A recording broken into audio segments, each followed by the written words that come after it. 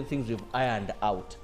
Otherwise, if things continue to go this way, on the side of security and on the side of political players in this country, it may not be the very best of what we expect that to be. But still, on a sad note, I want to urge and call upon government. The contractors that are being given work to do on roads, we are losing people because of these contractors not being that very serious with their materials. We saw Rajiv Ruparelia now. Yesterday we lost a 7-year-old because these who are constructing roads left what they call a trench roll, a bigoma. Now this young man, 7 years, young boy, was tempted to climb on the Chigoma. Now when the young boy climbed, it rolled, and it rolled over him, but he hit his forehead. By the time we arrived at Rubaga Hospital, the young boy had gone to be with the Lord. Sad. Now, things can happen, but why on earth? And these have spent there a very long period. Now for children, they have been used. Tibabizanyirako, they play on this bigoma. So last time we lost Dr. Arthur, one of the bikers, and he would not have died had they didn't been these abandoned still. Yes, an accident had occurred, but still those. So road contractors, we need to up our game. These materials, if the contractors issues, clean, leave it safe for the people. So generally the degree of carelessness. The degree of carelessness is causing a lot of lives being lost. That's very sad. And yet in our country today, one of the hardest things to survive is an accident. We all know that. The emergency wards, you take a person there, and you know what happens? First pay, either in government or private, you'll find those things happening. Run to Mulago emergency ward. What you think is obvious is not obvious when you're in these problems. You can stand here on TV, we can say all these things, but the reality is when you get there, it is a different music you're dancing to.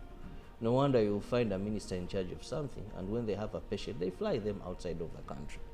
Right. So we must prevent, because when these things happen, we do not have the capacity sometimes to save life. These statistics we read here, I want to tell you, maybe 50% of those people we read as having died in the police annual crime report could not have died, but because our health facilities have challenges. Now, when we continue living such traps, and it is okay, it is okay. It is okay. No, we can't continue saying it is okay. Speaking of Martyrs road safety, yesterday the leader of opposition in Parliament, Honorable Joel Senyonyi, wrote a letter to the Honorable Minister of Works and Transport addressing the issue of the EPS auto system, which is right now the conversation on everyone's lips. And it's interesting, if you follow social media, especially on the streets of Uganda, UOX, you find interesting conversations such as when people's cars are touched, it's when the elites choose to speak. And when it's matters that do not concern their cars, it's when they choose to keep quiet. But really in the letter, Honorable Joel Senyonyi was addressing specific issues that were raised, much as the EPS system was introduced for Martyrs road safety, but there are those particular issues that were not considered and are right now becoming rather a problem and a burden as opposed to solving the problem. Some of the issues he stated, number one was lack of awareness and training for Ugandans in regards to this particular system, how it works, how it's supposed to work. And the other issue he sought out was confusing and inconsistent speed limits. In there, he said that certain areas, such as the Kampala Northern Bypass, are enforcing low speed limits without clear signage or logical justification. But also, I agree with him. Yes, the other issue he stated was security risks due to enforced low speeds. And many have come up to state that security risks, for example, on the Northern Bypass, where you're supposed to drive slower, yet you're also putting yourself at risk of bandits who usually are around the Northern Bypass. Not at 30% or 60%. Now, the other he stated was excessive penalties and restrictions. And in there, he stated that motorists with pending tickets are unable to renew their driving licenses or even travel out of the country, such restrictions appear to be overly harsh, and especially where appeals or verifications have not been processed. He also sought out technical and procedural shortcomings as a problem, and in there he also sought out the issue of traffic lights versus policemen, where a police officer allows traffic to flow, yet the light is still red, and at the same time, yes, the system is fining a ticket to a driver. He addressed this to the Minister of Works and Transport, Honorable Katumba Wamala, signed and copied Honorable Speaker of Parliament, Honorable Prime Minister, and the Director, Uganda Police Traffic Directorate. Have you been affected yet? I haven't, but one thing I must say is we are putting the cart before the horse. There had to be so much sensitization, that is first and foremost. There had to be what we call pilot, you know, studies. We'll try this and see, because I don't want to say the system is faulty, but I'm tempted to say. I'm tempted, not basing on evidence, but on what I'm seeing, the way tickets are. You see, at Apollo Kagwa, there was that road. First, that system worked there, but they halted it, and I think they made some bit of changes. Now, I'm also tempted to believe, you see, we have an investor who comes in the country, puts his money, and has to recoup that money. And one of the areas that they have to recoup this money is through that process. Now, we need to also go slow and find out, because it may be that we may leave the Ugandans we came to save. Now, are you aware that if you're driving, for example, along Entebbe Road, and you stay in Chitoro, and maybe you work in Kajansi or you work in Kampala, with this system where people are not very much aware, in a month, if your car is at the value of 8 million, okay, 8 million, no, about 20 million, half the cost of that car will be in the ticket. Will be in the tickets. People parking vehicles. We have Fly Entebbe Express, those taxis, they are parking. Right. Because if a person just in a weekend, Saturday, Sunday, Friday, or Saturday, Sunday, someone has papers of about 2M. I mean, now by the time the year ends, and remember within 3 days it has 100%, by the time the year ends, do you still have that car? Right. I hope this conversation gets to the light. And right now it started with the light, then got into a dark tunnel. But I hope at the end of this tunnel, there's a light that ultimately achieves the goal to save lives, of road safety on the roads very important of Uganda. to save our roads. Let's have a look at what's on the local scene. Well, I'll begin with President Yoweri Museveni yesterday, and the First Lady, who renewed their national IDs. Now, the President and the First Lady, Janet Kataha Museveni, also Minister for Education and Sports, participated in the ongoing mass registration and renewal exercise for the national identification cards at State Lodge, Nakasero. The exercise is carried out by the National Identification and Registration Authority, NIRA. NIRA is tasked with the registering of all Ugandans and legal resident non-citizens, issuing national identification numbers and maintaining the National Identification Register. This centralized system improves the management of citizen data and support efficient delivery of government services. The renewal process at State House was overseen by the team from NIRA, led by the Executive Director, Rosemary Kisembo. The new IDs will have improved biometric features to strengthen security and make identification more better and reliable. The new biometric technology in the card guarantees that every person is properly registered and accounted for within the country's identification framework. More than 2,000 members of the National Resistance Movement have so far picked nomination forms to contest in primaries for the parliamentary and district chairperson seats at the party ticket. Among those who collected the forms are several ministers, incumbent members of parliament, and other aspiring candidates. This week, the NRM Electoral Commission finalized the process of issuing nomination forms seeking to represent the party at both parliamentary and district level. Ministers and sitting members of parliament picked nomination forms, said they are seeking re-election to complete and also be able to compete in the primaries pending initiatives, citing issues such as poor road infrastructure, inadequate health facilities, and challenges in the education sector. Aspirants outlined their plans to address these concerns if elected. Each candidate emphasized their individual strength and qualifications, expressing confidence in their stability for the party flag. They also appealed to the voters to entrust them with the mandate to address community needs in Parliament. The NRM electoral chairperson, Dr. Tango Doi, said the nomination process is running smoothly, with aspirants required to return the forms accompanied by the necessary documents. Each aspirant is required to pay nomination fee of 3 million shillings for parliamentary seat and 1 million shillings for district chairperson's position. The vetting and selection process is expected to begin next week.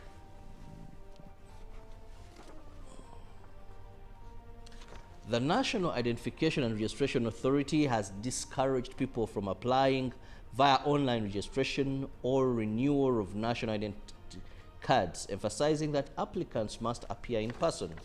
The National Identification and Registration Authority officials explained that applying online wastes valuable time that could be used for other activities, such as applicants are required to physically present themselves for biometric data capturing.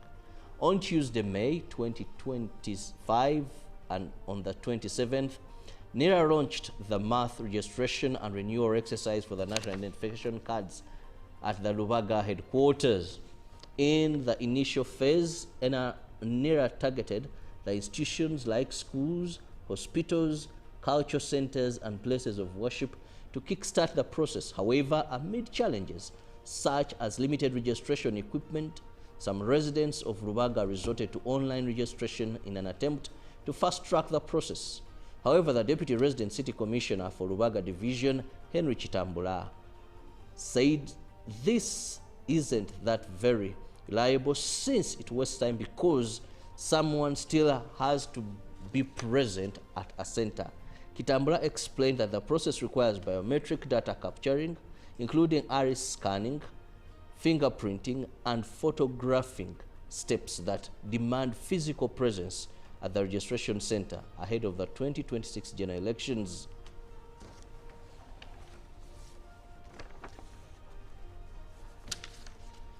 Moving on, the third Deputy Prime Minister, Hajat Rukia Nakadama, reaffirmed that government's commitment to support the development of Namugongo, the site where Muslim martyrs were killed. This was during the commemoration of the Uganda Muslim Martyrs Day held at the old Kampala, that is the Uganda Muslim Supreme Council headquarters in Old Kampala.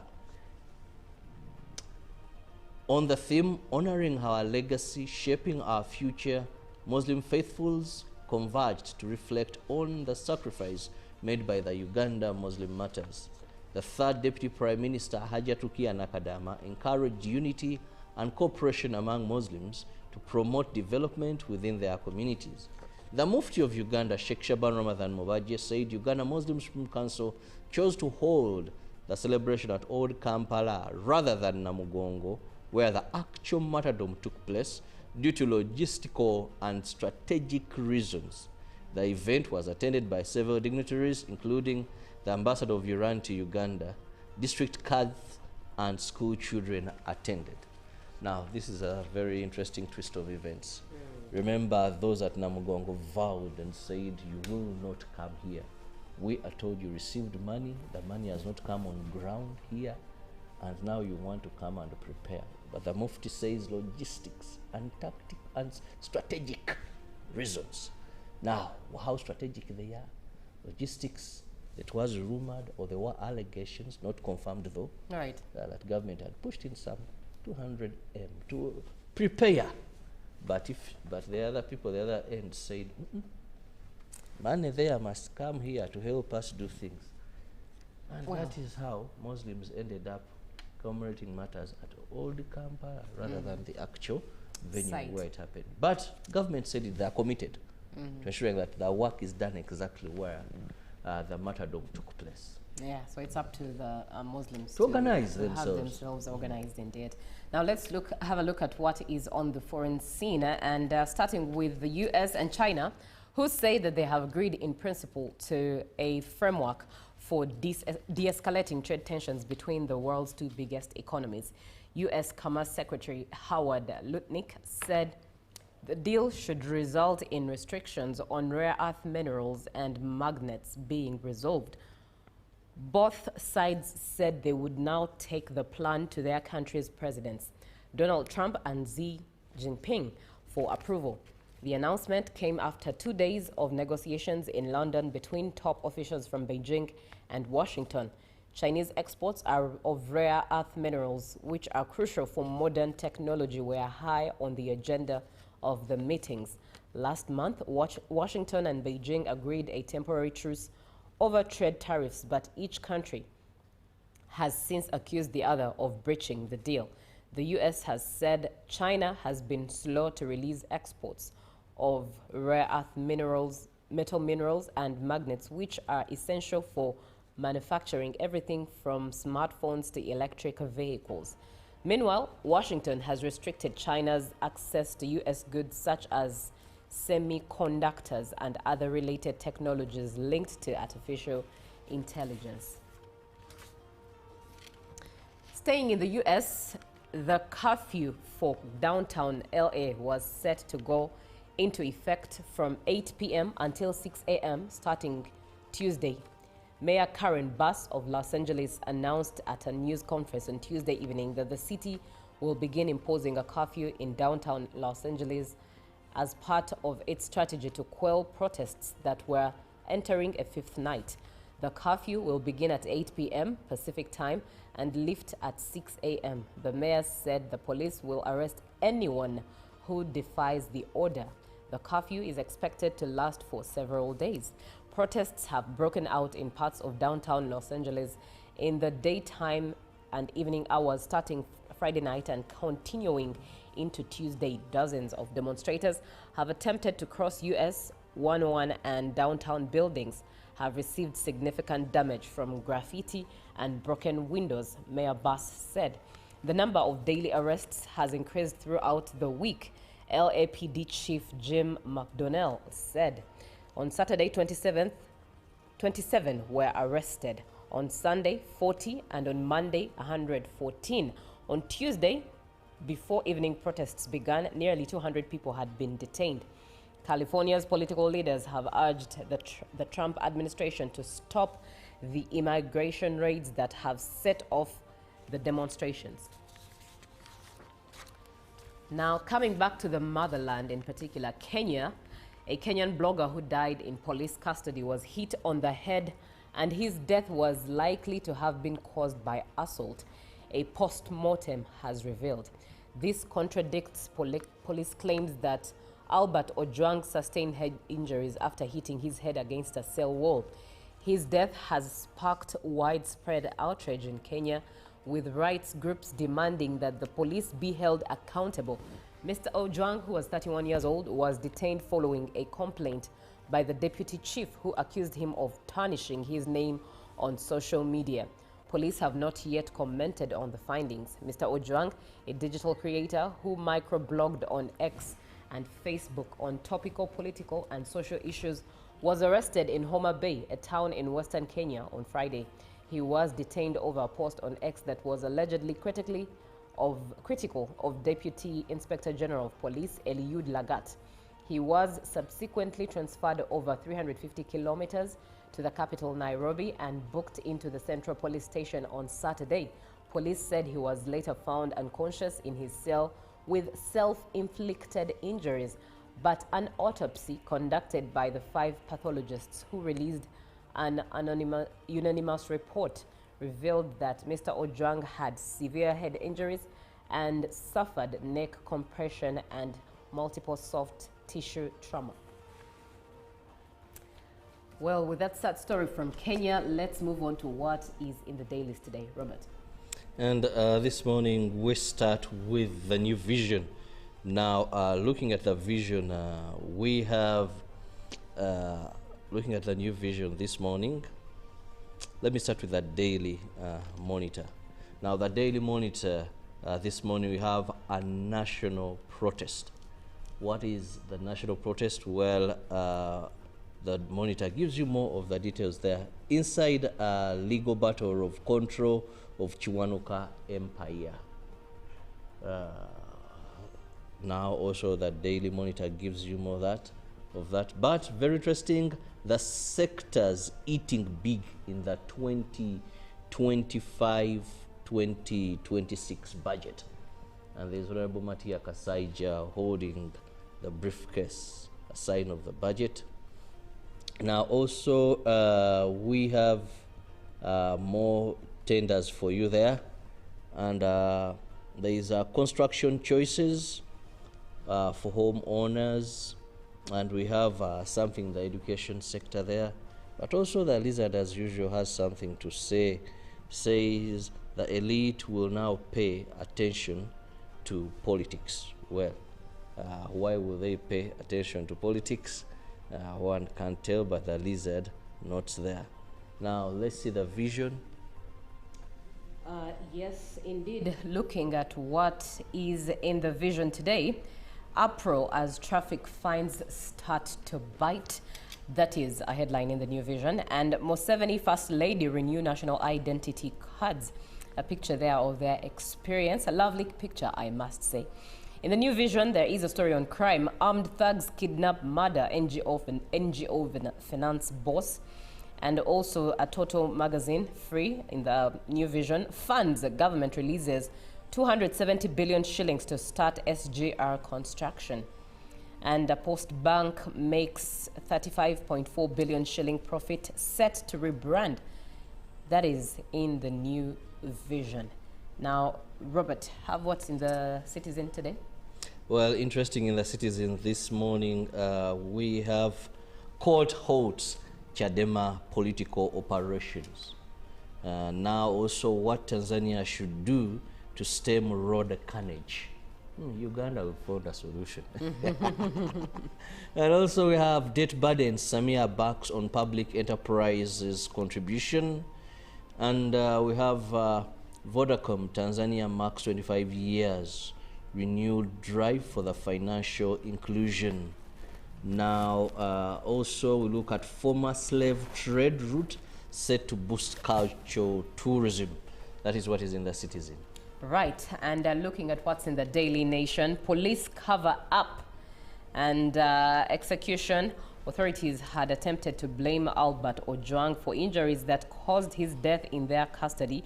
But while his tormentors have succeeded in silencing the vocal teacher forever, they could not hide the truth about the cause of his sudden death and the brutal torture with the post-mortem examination. Finding he was murdered, his killers must now be brought to book. That's in the Daily Nation. Also in the Daily Nation, rising levies erode employees' pay slips. Also fugitive, a question, police declare singer Samido a deserter, call for his arrest. And also credit risk, 71,000 defaulters blacklisted as HELB owed 35 billion shillings. And in Martyrs marriage, why cohabiting for long will now be deemed as marriage. That's a story in the Daily Nation. Also, those different. Well, it's in Kenya, but it's also a story here in Uganda, so it's worth the lens. But that brings us to the end of what's in our dailies today. Let's have a short break as we enjoy some music from Elaine. Answer. Live from UBC Studios in Kampala, this is Good Morning Uganda. Left what they call a trench roll, a bigoma. Now this young man, 7 years, young boy, was tempted to climb on the Chigoma. Now when the young boy climbed, it rolled, and it rolled over him, but he hit his forehead. By the time we arrived at Rubaga Hospital, the young boy had gone to be with the Lord. Sad. Now, things can happen. But why on earth? And these have spent there a very long period. Now, for children, they have been used. Tibabizanyirako, they play on this bigoma. So, last time we lost Dr. Arthur, one of the bikers, and he would not have died had they didn't been these abandoned still. Yes, an accident had occurred, but still those. So, road contractors, we need to up our game. These materials, if the contractor has issues, clean, leave it safe for the people. So generally the degree of carelessness. The degree of carelessness is causing a lot of lives being lost. That's very sad. And yet in our country today, one of the hardest things to survive is an accident. We all know that.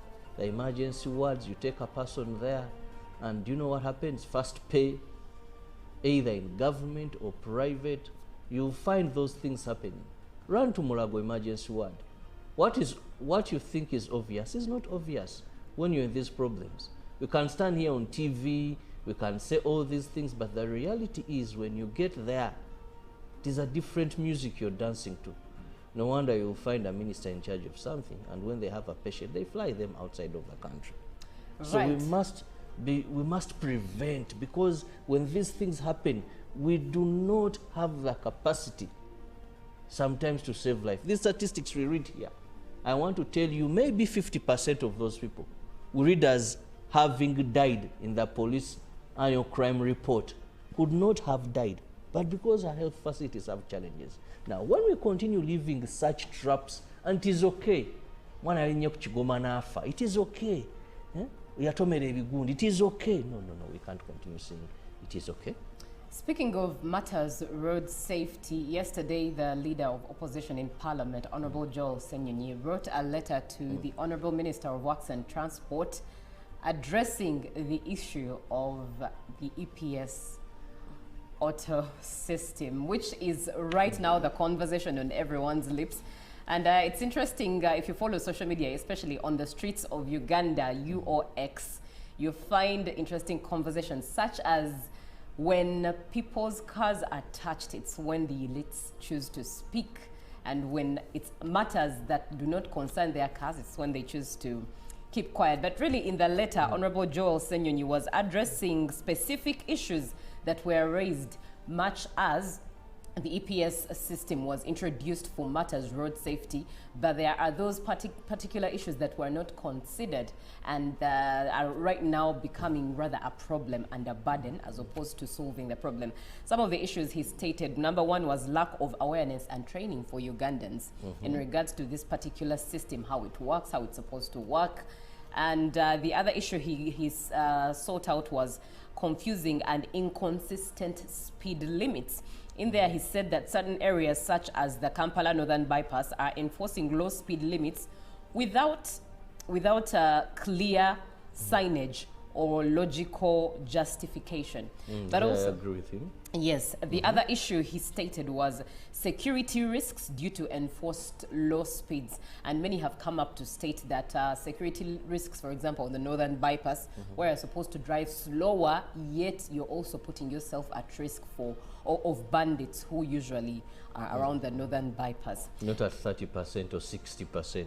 Now, the other he stated was excessive penalties and restrictions. And in there, he stated that motorists with pending tickets are unable to renew their driving licenses or even travel out of the country. Such restrictions appear to be overly harsh, and especially where appeals or verifications have not been processed. He also sought out technical and procedural shortcomings as a problem, and in there he also sought out the issue of traffic lights versus policemen, where a police officer allows traffic to flow, yet the light is still red, and at the same time, yes, the system is fining a ticket to a driver. He addressed this to the Minister of Works and Transport, Honorable Katumba Wamala, signed and copied. When we come at revenue, they tell us to clear Chitenge at 10,000. Alikuwa nafika kwa mwingine yeye na kurespect lazima mzee tuongee. Munaongea. Hakuna fika kwa mwingine na kamata faili yako naweka kwa drawer na. Okutegeera obukulu bw'okusasula omusolo busobola okuyamba okuzza bizinesi yo n'okwewala okufiirizibwanga. Kati osobola okufuna okuddibwamu obutereevu. Sindika ebibuuzo ebikwata ku musolo ng'oweereza obubaka bw'obutereevu ne WhatsApp ku nnamba y'essimu 0790 14 18 87 olwo ofuna okuddibwamu okuva wa Kamisona General wa URA John Musinguzi. Laba amawulire gaffe UBC leero buli lwa bbalaza n'olwokusatu ofuna okunnyonnyola okulambulukufu okuva ew'omukenkufu. Buuza Kamisona.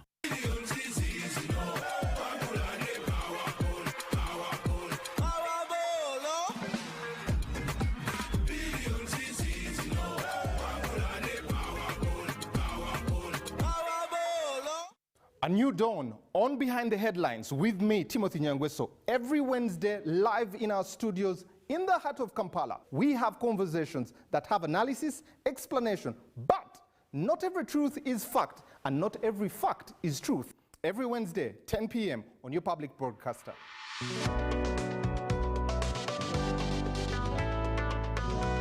All on your public broadcaster, UBC, inspiring Uganda.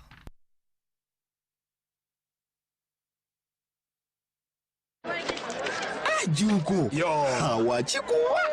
Check the shopping, man. What's your secret? Haven't you heard of the parish development model PDM? Yes, I did, but I thought it was just a talk. No, Sebatia. It is real. I and a few friends together formed a circle, accessed money from the PDM, invested in a poultry project, and now things are moving. Juko. I thought I was one of your friends. You are. But you left me behind. I didn't leave you in poverty. What you do, just visit your LC2 chairperson and your parish chief and start the process of economic transformation. Just like that. The parish development model is an initiative from the government of Uganda through the Ministry of Local Government designed to transform all lives of Ugandans for the better. PDM, my parish, my development, my life. The government's core mandate is to maintain law and order, safeguard citizens' rights, and provide essential public services. Remember, one of the pillars of a roadmap is innovation and entrepreneurship. There has been this question of how are you protecting our indigenous seed? It's going to be a tall project that answers somebody's question. For the past 20 weeks, the front bench has brought you insightful discussions on governance, security, healthcare, justice, and commerce. Why do you go through this complicated procedure, involve the lawyers? You bring the case against him, the judge will hear you out and pass judgment, and you're out of court in record time. We remain committed to keeping you informed and engaged on key national matters. So these are huge, these are powerful organizations which now Uganda chairs. Why don't you come together? If we haven't migrated to the e-card because of various reasons, including that not all the people of Uganda have smartphones. You can sit in your house, apply for a passport. If you have a Ugandan who has a successful logistics firm in the US, it means he can come to Uganda and do a lot more. Now airing every Monday at 8:30 p.m. with me, Jethro Kasaiji, your interface with the government only on your public broadcaster, UBC, inspiring Uganda.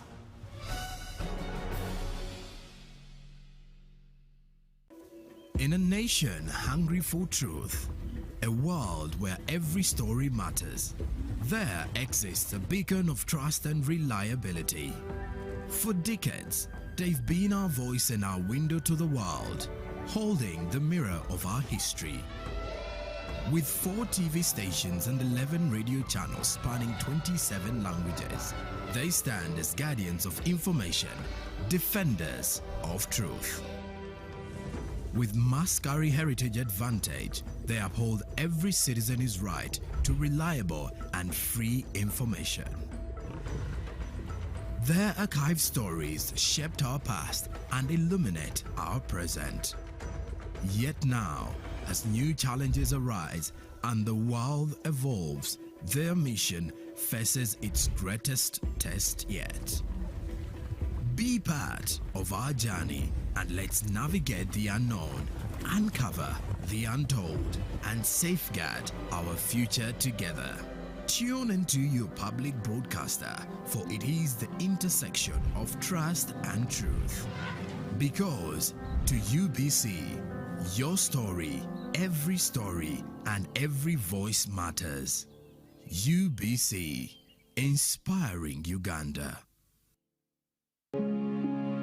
Uganda Development Forum, in partnership with Uganda Broadcasting Corporation, is organizing a 2-day Musevenomics conference on the 29th and 30th of May 2025. The conference is dedicated to exploring Uganda's revolutionary economic model under the theme, Sustaining Musevenomics, hence navigating Uganda's economic future in a disrupted world. His Excellency, the President of the Republic of Uganda, General Yoweri Kaguta Museveni, and the Chairman of Uganda Development Forum, General Salim Saleh, will lead a team of distinguished speakers in economics and development. The Musevenomics Conference 2025 is sponsored by Uganda Development Forum in partnership with Uganda Broadcasting Corporation, Uganda Development Corporation, Parish Development Model, and Operation Wealth Creation.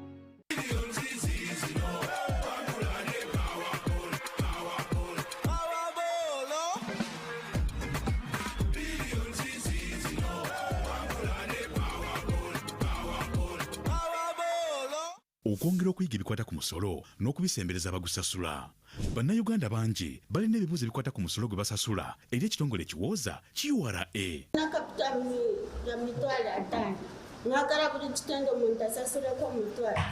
When we come at revenue, they tell us to clear kitenge at 10,000.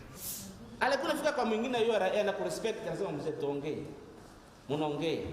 Hakuna fika kwa mwingine na kamata faili yako naweka kwa drawer na okutegeera obukulu bw'okusasula omusolo busobola okuyamba okuzza bizinesi yo n'okwewala okufiirizibwanga. Kati osobola okufuna okuddibwamu obutereevu. Sindika ebibuuzo ebikwata ku musolo ng'oweereza obubaka bw'obutereevu ne WhatsApp ku nnamba y'essimu 0794188887 olwo ofuna okuddibwamu okuva wa Kamisona General wa URA John Musinguzi. Laba amawulire gaffe UBC leero buli lwa bbalaza n'olwokusatu ofuna okunnyonnyola okulambulukufu okuva ew'omukenkufu. Buuza Kamisona. In a nation hungry for truth, a world where every story matters, there exists a beacon of trust and reliability.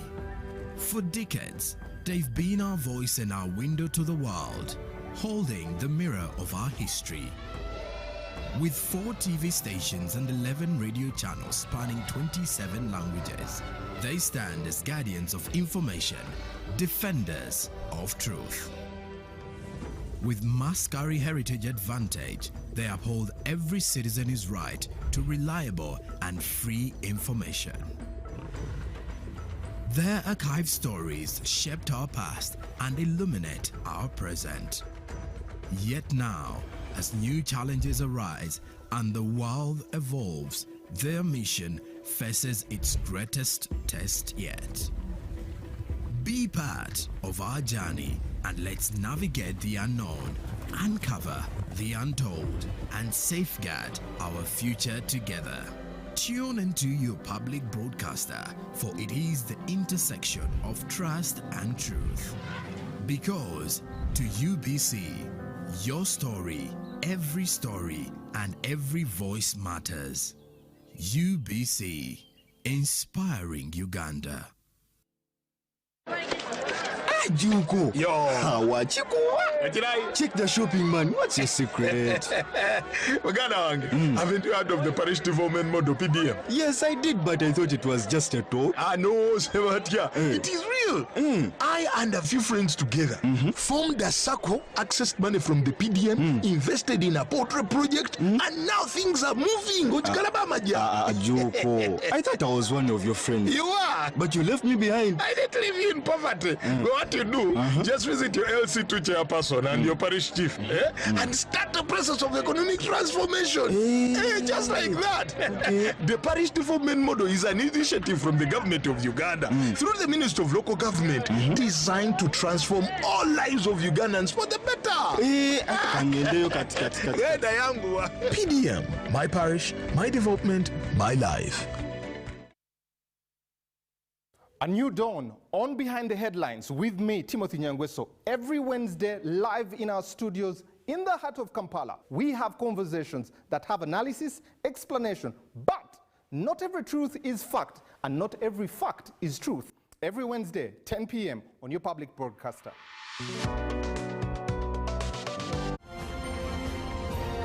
Live from UBC studios in Kampala, this is Good Morning Uganda.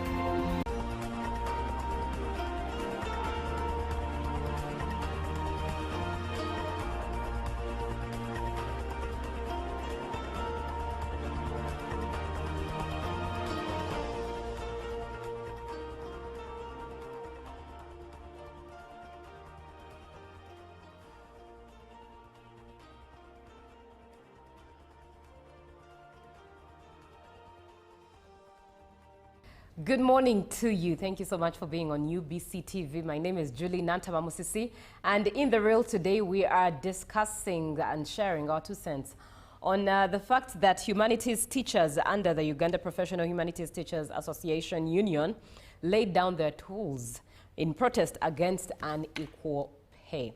Now, 0709-602-592 is the number that you can use to engage via WhatsApp and share your own opinion on what you think about this particular topic. Now, according to the union, the government has ignored them, and despite raising their grievances, while science teachers recently received a salary increase, arts teachers were left behind, and the humanities teachers say they can no longer sustain themselves, especially in this hard and tough economy. Thus, they have vowed not to return to class until their demands have been met. Robert, over the years, indeed, we've heard the story of science teachers receiving salary increments every now and again, science teachers being praised and being taken as a first priority, especially by the Fountain of Honor, which leaves or somewhat makes arts teachers feel disregarded. In your perspective as a journalist, as someone who has taken on a humanities course of life to serve the nation of Uganda, what do you make of this? Well, thank you, but this is a hard nut to crack. And at a point you're held between a rock and a hard place.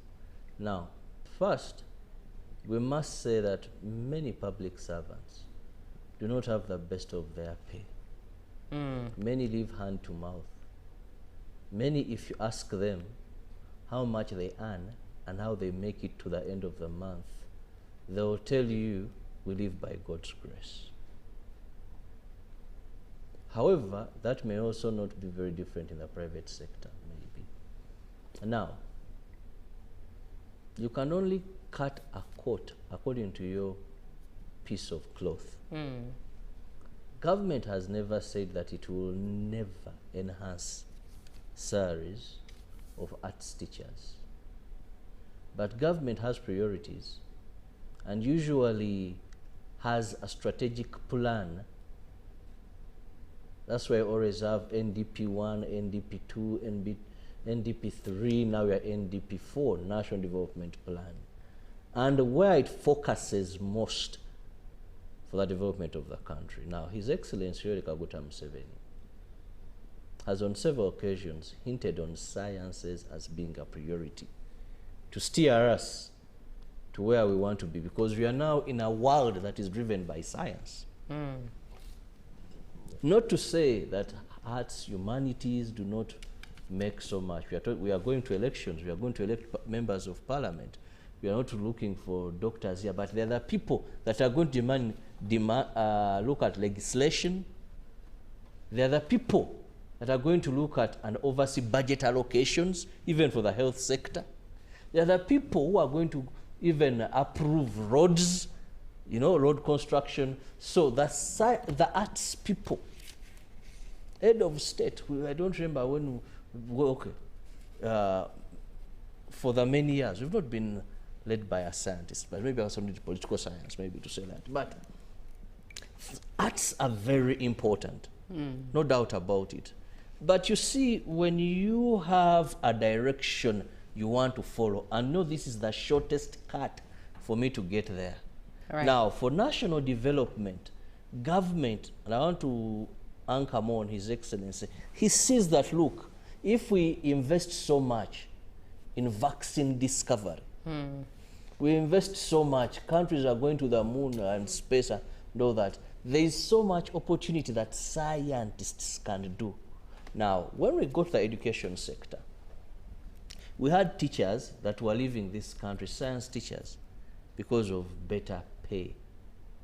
We had many. Two, we had many science teachers who are not doing the teaching.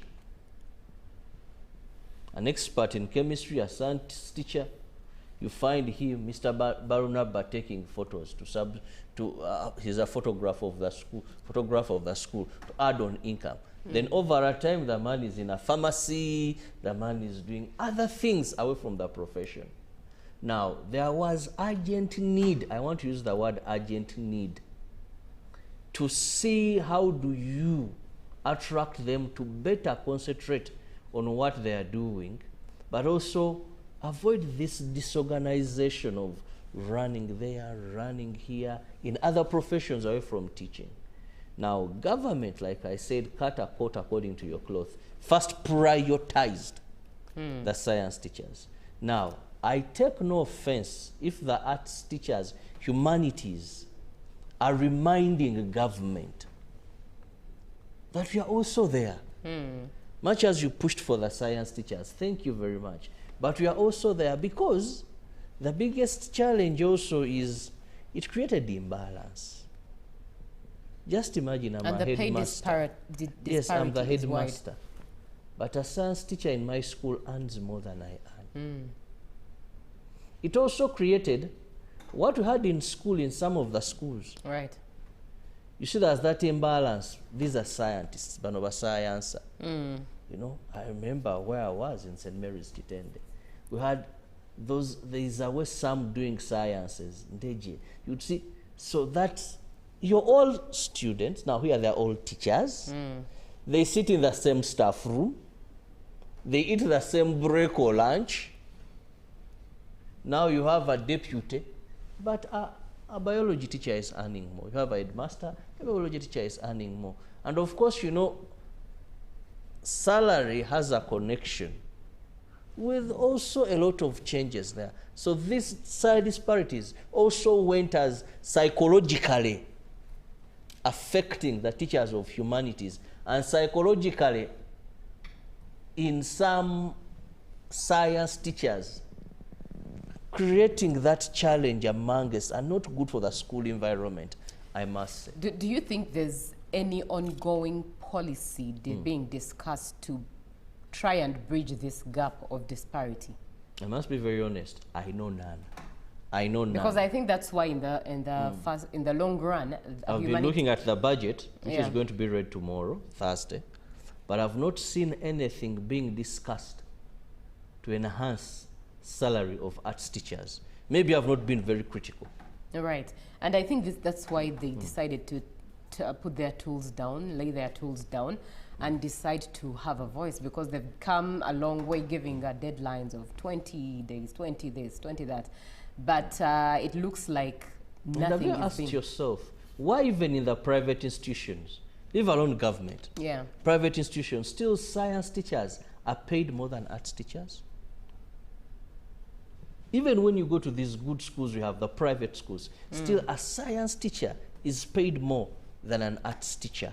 Now, the difference is what we may look at. But for some reason, and you're aware, sometimes some facts are not good to say. But are you aware that even in school, children who do sciences are fewer than those that do arts? at yes, all levels? I actually wanted to pick your mind as to what you think this makes those who are in the arts sectors So feel. it tempts us to think and believe, therefore, that these people who take on sciences have some extra load, some extra effort they put in. Not everyone did sciences when you were in school. Right. I'm not justifying these salary disparities, but to show that much as our brothers, the arts teachers, are pushing so much, which is their right in the first place, to push for better pay, which the economy justifies that, truth be told. They talked about 600, 800, and a teacher who does not, we have this saying of think outside the box, or who has a gig, and education sometimes is hard, unless you're going to moonlight. You're teaching here, you're teaching there, you're teaching there, you have about your 5 schools. You teach here, you get a border, you teach there, and you're teaching in government to better your income. 800 and 600 a month pay is not something very easy to see someone through, given this economy. Right. But also, let's look at what's the word, stereotype. The stereotype that comes with being an arts teacher or an arts student vis-a-vis one who's a science teacher or a science student.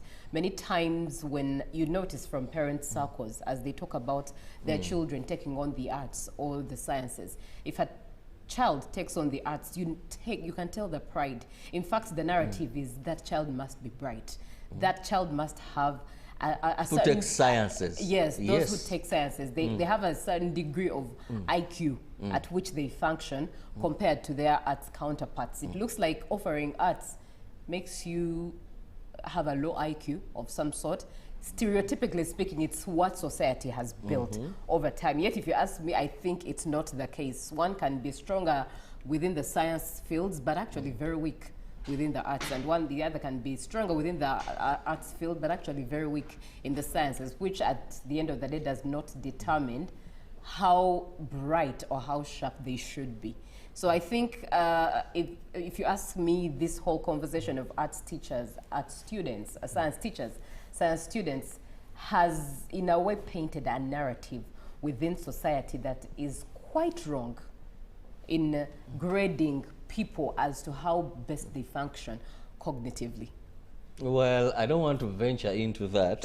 You're opening up Pandora's box, but by and large, let's all agree, when you look at our education system, Judy, the time you and I were in school, you would start senior 1 and you have all these subjects, not so? Right. You go to senior 2, you have all these subjects, not so? Then senior 3, you choose.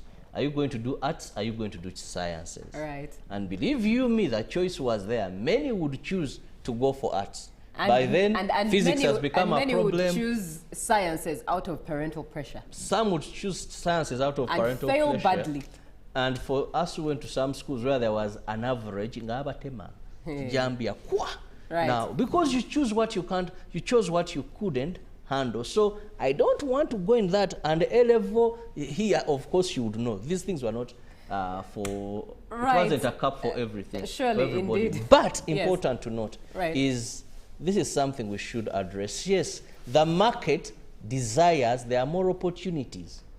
The world is driven towards sciences and less of arts. And with AI coming, with AI, artificial intelligence, so it is science. And that is where all countries are focusing. So you need to have these science teachers paid better. You need to retain them. You need to have them. But we can't do a world without the humanities as well. So they may never have the same pay. That we accept. They may never have the same pay. But we can minimize the gap, the salary disparities gap. Right. And have them at a fair. That is what we can say. But equal, because yes, this gap is creating, we can't be working in the same environment. We are all teachers, and there's that huge disparity. I'm a headmaster, and then I have a junior earning. So that it is creating some, but also to note that the economy And one time we were told there was going to be a salary review commission. Right, indeed, indeed, indeed. Now this conversation is one that we should look forward to with an expert to speak, especially in line with education, to actually just throw and pour their plethora of wisdom as to their experience into it. But for now, that's our 2 cents regarding this particular conversation. Good morning, Uganda does continue. We have GMU Tourism Express, business, sports, the agenda, so a lot is still in store for you. Stay tuned.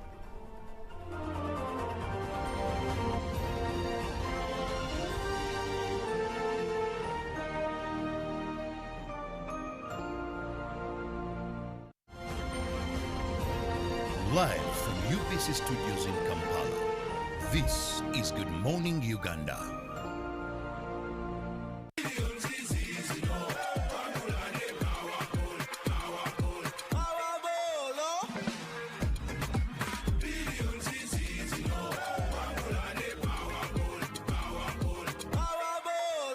okwongera okuyiga ebikwata ku musolo n'okubisembereza abagusasula.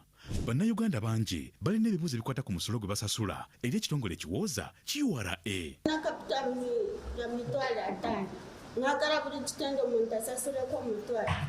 When we come at revenue, they tell us to clear kitenge at 10,000. Alikuwa fika kwa mwingine URA na kurespect lazima mzee tuongee. Munaongea. Hakuna fika kwa mwingine na kamata faili yako naweka kwa drawer na. Okutegeera obukulu bw'okusasula omusolo busobola okuyamba okuzza bizinesi yo n'okwewala okufiirizibwanga. Kati osobola okufuna okuddibwamu obutereevu. Sindika ebibuuzo ebikwata ku musolo ng'oweereza obubaka bw'obutereevu ne WhatsApp ku nnamba y'essimu 0794188887 olwo ofuna okuddibwamu okuva waka Kamisona General wa URA John Musinguzi. Laba mawulire gaffe UBC leero buli lwa bbalaza n'olwokusatu ofuna okunnyonnyola okulambulukufu okuva ew'omukenkufu. Buuza Kamisona. Live from UBC Studios in Kampala, this is Good Morning Uganda.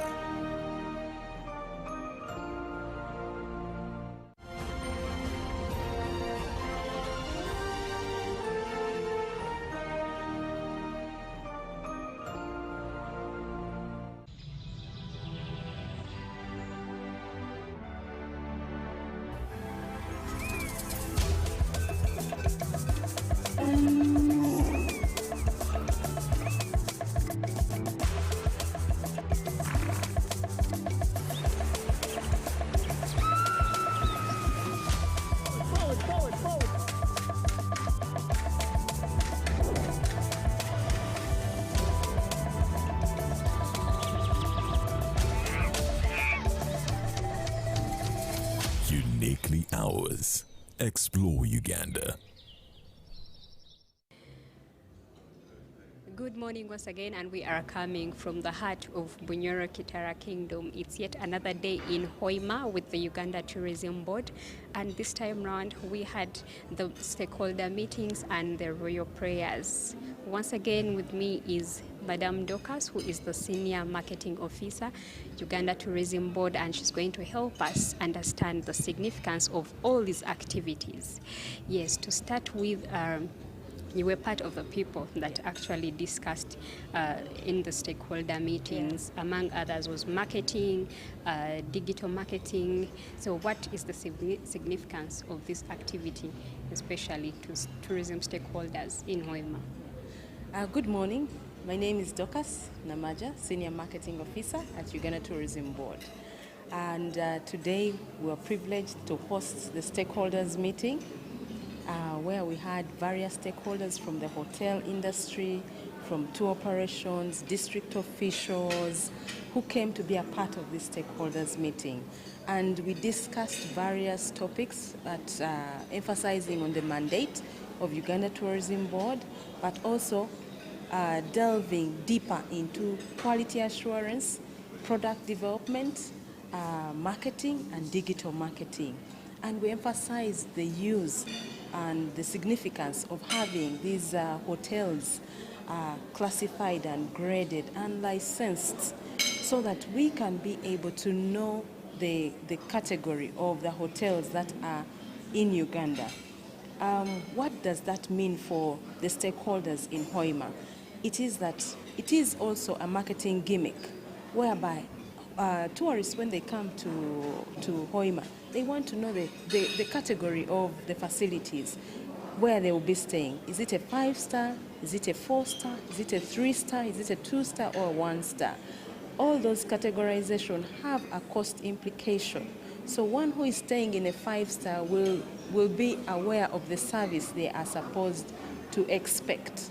So when the hotels actually come to us for the grading, then we can be able now to market the various hotels that are in Hoima. But then also we encouraged them on the product development. So different stakeholders told us they have unique features in their homes and they want us to develop them. So we encourage them that we are going to profile them and be able to see how best we can be able to market those different features. When we went further into marketing and then digital marketing, and the stakeholders were so much impressed about these two presentations. They have learned about the different strategies UTB is going to be able to employ to be able to market, but also how they can be able to tap into those different strategies. And also digital marketing. They have learned how they can be able to market their facilities and businesses to the outside world. We've talked about the use of TikTok, we've talked about the use of the websites, we've talked about social media and YouTube, all those others in detail. And the stakeholders were so much impressed and willing to actually have more of these engagements. Yes, and with me is the marketing and sales manager, HB, goes by the names of Mr. Paul. He's been a part of these stakeholder meetings and he'll be sharing us his insights into these discussions. Thank you very much, Lucky. First of all, as HB, we are really happy that we're chosen to host this event from by UTB. It is really an honor, and I would like to thank UTB for the insightful information that has been shared today, majorly about marketing.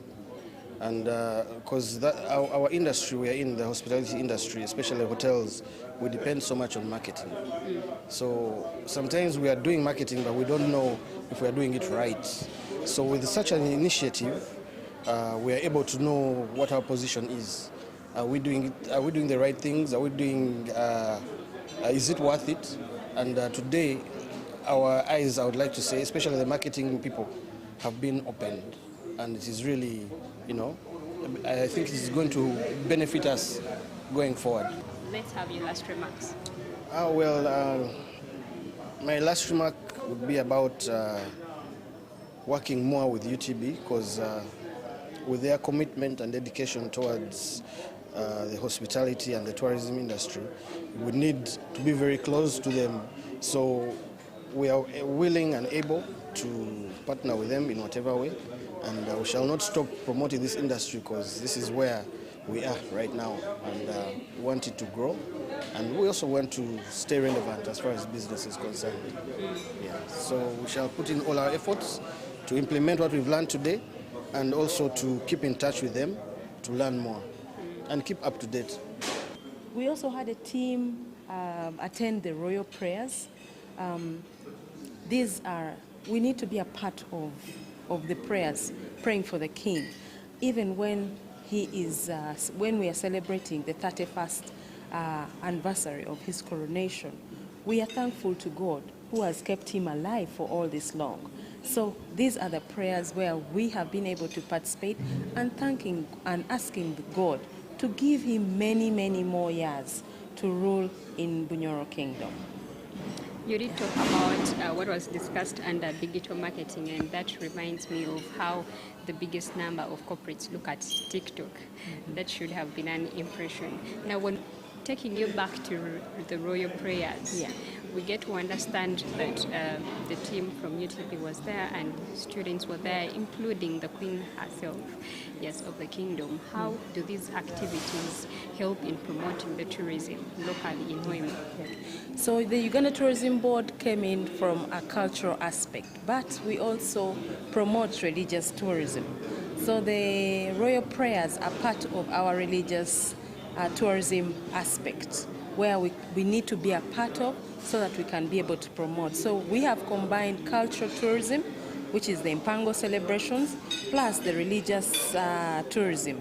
So we have been part of the prayers with the royal family. So we are also praying that the king, God will add the king many, many more years, and he can be able to rule over Bunyoro Kitara Kingdom. Yeah. And when we look at UTB being a part of celebrations like Mpango, what are the key factors in taking that strategy regards promoting Uganda's tourism? Okay. Under the domestic tourism strategy, there are so many components, and one of them is cultural tourism. So Mpango celebration falls directly under cultural tourism. We want to grow cultural tourism. There is a very rich story. And the visitors these days are not just looking for products, they are looking for an experience. Cultural tourism is that tourism angle that can provide the experience that we are looking for. So when the visitors come here and they see how the king was coronated, that entire ceremony, how do the Banyoro dress up, the food that is served during that time, the stories that are told, the drums, the various cultural performances that are made, it actually is one way of telling our cultural experience or selling our cultural experience. So for us to be a part of it is one way of selling and marketing our cultural experience. Yeah. Thank you so much. So maybe let's get your closing remarks regarding today's activities. I would like to thank all the stakeholders who were able to make it for the stakeholder meeting, and we pray for the king that may the good Lord give him good health, good wealth, and happiness for this entire year and many more to come. Thank you so much. We just heard from the Senior Marketing Officer, Uganda Tourism Board, and like you heard, today was about royal prayers and then stakeholder meetings. Actually, many get a chance to learn from Uganda Tourism Board when they get on ground and get to them. They teach them what they were not expecting and what they've probably not learned. For example, social media. That has been an eye-opener, and they've not left out culture tourism. We are still with you, and we'll be coming back tomorrow with the coronation in Hoima.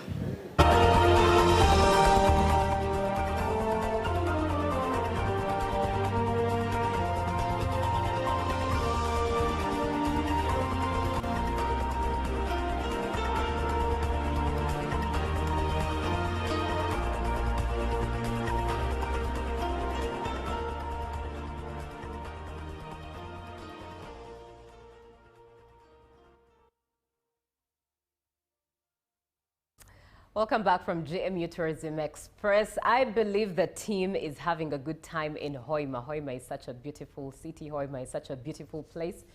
I got the opportunity to visit it sometime last year, and I still hold dear memories from Hoima. So I believe as they celebrate everything in there, as they celebrate the king's coronation and pray for his health, it's also such a beauty to celebrate the whole beauty of Uganda with the different parts of Uganda such as Hoima. But anyway, it's time for GMU Business. My name is Julie Nantabamosisi, and starting off with Martyrs Coffee, Uganda's coffee exports are projected to grow to 20 million 60 kilogram bags by 2030.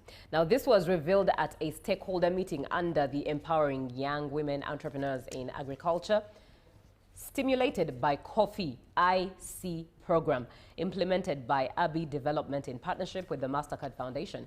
Uganda currently earns about $1.5 billion per annum from coffee exports, with production standing at 8.2 million 60-kilogram bags. It's noted that only 31.1% of coffee farmers are members of farmer organizations, with a call for increased participation and value addition to reach the target. There's also concern over the aging coffee farming population, with 35% of farmers aged over 50. The affirmative presidential directive in 2017 aimed to hit the 20 million bag target by 2020, but the timeline has now been revised to 2030. Now, moving on to matters traders, especially regarding the budget. As Uganda approaches the end of the 2024-25 financial year, traders are urging the government to harmonize taxes ahead of the upcoming national budget reading. Speaking through the chairperson of the Uganda National Traders Alliance, Godfrey Katongole, the traders are calling for a reduction in import duty from the current 35% to 20%. Now, moving on, civil society is calling on the Ugandan government to ensure responsible spending and borrowing if the ambitious tenfold economic growth target under the 4th National Development Plan is to be realized. The 5-year plan, running from 2025-26 to 2029-2030, aims to accelerate Uganda's socio-economic transformation through sustainable industrialization, inclusive growth and wealth creation. The 4th NDP plan prioritizes programs across agriculture, minerals, oil and gas, tourism, ICT and financial services, with a new focus on the creative arts sector. The creative industry, contributing about 3.5% of GDP, is now recognized as a key driver for revenue generation and citizen empowerment through job creation and innovation support. The plan, part of Uganda's broader strategy to grow the economy from $50 billion in 2023-24 to $500 billion by 2040, builds on lessons from previous NDPs, while NDP 3, that is the year 2019-2020 to 2024-25, made progress in infrastructure and private sector growth. It fell short of fully meeting its targets, achieving roughly 70 to 75% of planned outcomes, according to government assessments. CSOs emphasize the critical role of enhanced domestic revenue collection and financing priority projects with minimal reliance on debt. Stakeholders stretched that responsible fiscal management, transparency, and accountability will be vital to closing funding gaps, such as the 10.4 trillion shortfalls projected in the first year of NDP4. Now, the Minister of Energy and Mineral Development, Ruth Nankabirwa, has reaffirmed government commitment of investing in Uganda Electricity Distribution Company Limited for reliability and reduced tariffs. She was speaking at the annual general meeting of EUDCL. She said the company was given a leeway to borrow $50 million from Absa Bank for maintenance spending. The Ministry for Energy and Mineral Development has assured the public of sustainable maintenance programs being taken by the Uganda Electricity Distribution Company Limited. She said Electricity Regulatory Authority had stopped investment on power distribution since 2022, and this left many transformers with minimal maintenance. During the company's AGM, the ministry reaffirmed government commitment of investing more capital in the company in order to prioritize services than profits. Government approved $50 million loan from Absa Bank to UEDCL for maintenance spending. The company is faced with challenges of power safety and electricity infrastructure vandalism, which the flow of electrons occurs. And that's it from business, but let's have a look at what is with the foreign exchange rates as of yesterday, the 10th day of June 2025. And at opening, the US dollar was buying at 3,609.68 and selling at 3,619.68. By midday, it had dropped there to 3,607.91 and selling at 3,617.91. 1, and it closed in at a drop of 3,604.32, buying and selling at 3,614.32. The British pound was buying at 4,877.72 and selling at 4,891.25, and the euro bought at 4,112.16 and selling at 4,123.57. The Kenyan shilling has dropped value, buying at 27.89 and selling at 27.97. And the Tanzanian shilling still at 1.35, buying and selling at 1.36. The South African rand was buying at 203.22 and selling at 203.78. And that's it from JMU Business. Up next is the agenda. Tomorrow is the reading of the 2025-26 national budget, and we want to see how cooperatives can be realized in implementing this new budget of the new financial year. That's a conversation we're having, and we have amazing guests there. Julius Mukunda from CS BAG, as well as CPA Ivan Asimwe from Uganda Cooperative Alliance. So 0709602592 is the WhatsApp number that you must have in order to be part of the conversation. The agenda is up next.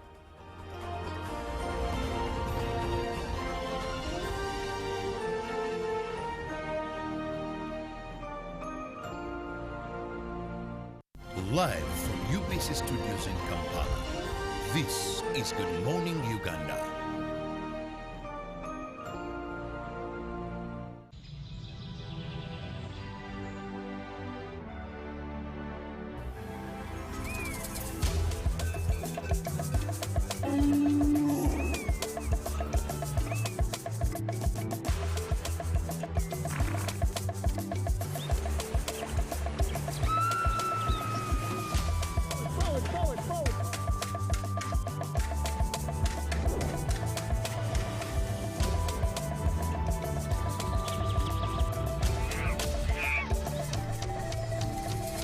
Uniquely ours. Explore Uganda. Pick of the day on UBC. Every Wednesday, 10 p.m. on your public broadcaster.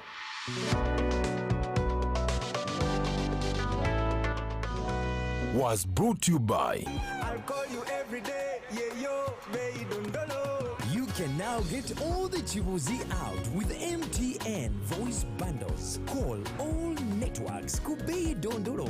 Buy a 25-minute voice bundle for only 1,000, or buy any daily voice bundle of your choice. Dial *100*21# and select daily, or use the My MTN app. When we talk together, we are unstoppable.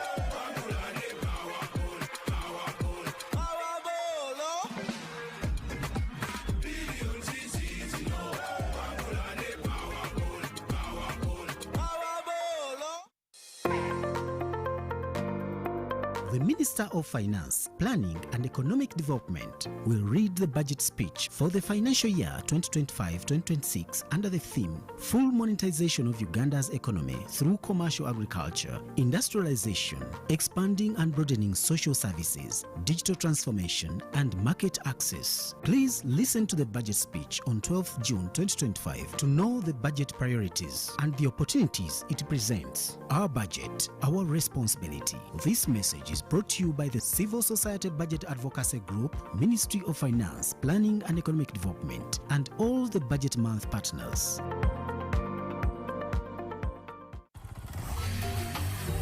Hello, Kampala, Uganda. In response to the national call of strengthening the traffic security, Good Products Group HGO brand has officially launched the Rider Selection Campaign. Registration is now open.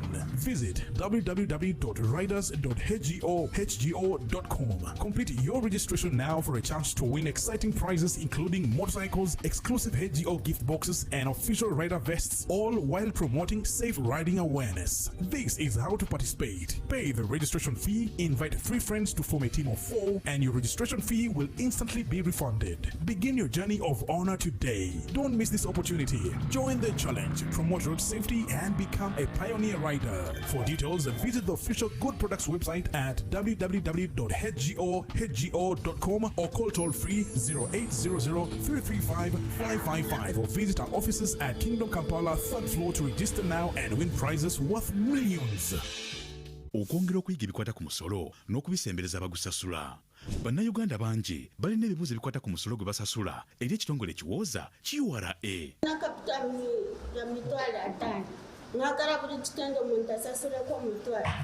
When we come at revenue, they tell us to clear kitenge at 10,000.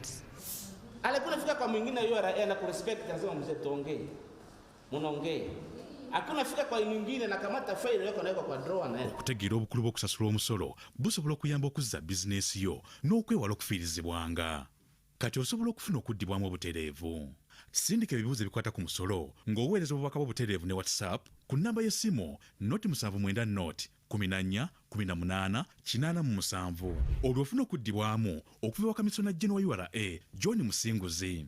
Laba amawulire gaffe UBC leero buli lwa bbalaza n'olwokusatu ofune okunnyonnyola okulambulukufu okuva ew'omukenkufu. Buuza kamisona.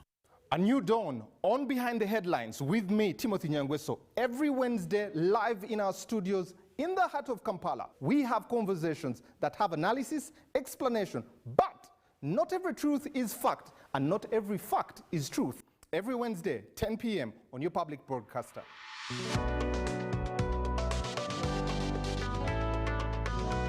All on your public broadcaster, UBC, inspiring Uganda. The government's core mandate is to maintain law and order, safeguard citizens' rights, and provide essential public services. Remember, one of the pillars of the roadmap is innovation and entrepreneurship. There has been this question of how are you protecting our indigenous seed? It's going to be a tall project that answers somebody's question. For the past 20 weeks, the front bench has brought you insightful discussions on governance, security, healthcare, justice, and commerce. Why do you go through this complicated procedure, involve the lawyers?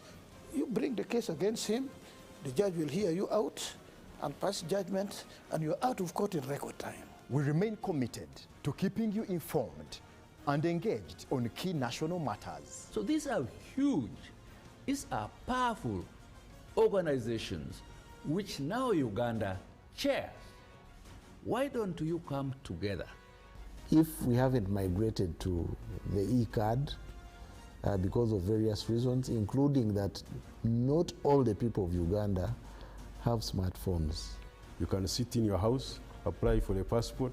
If you have a Ugandan who has a successful logistics firm in the US, it means he can come to Uganda and do a lot more. Now airing every Monday at 8:30 p.m. with me, Jethro Kasaiji, your interface with the government only on your public broadcaster, UBC, inspiring Uganda.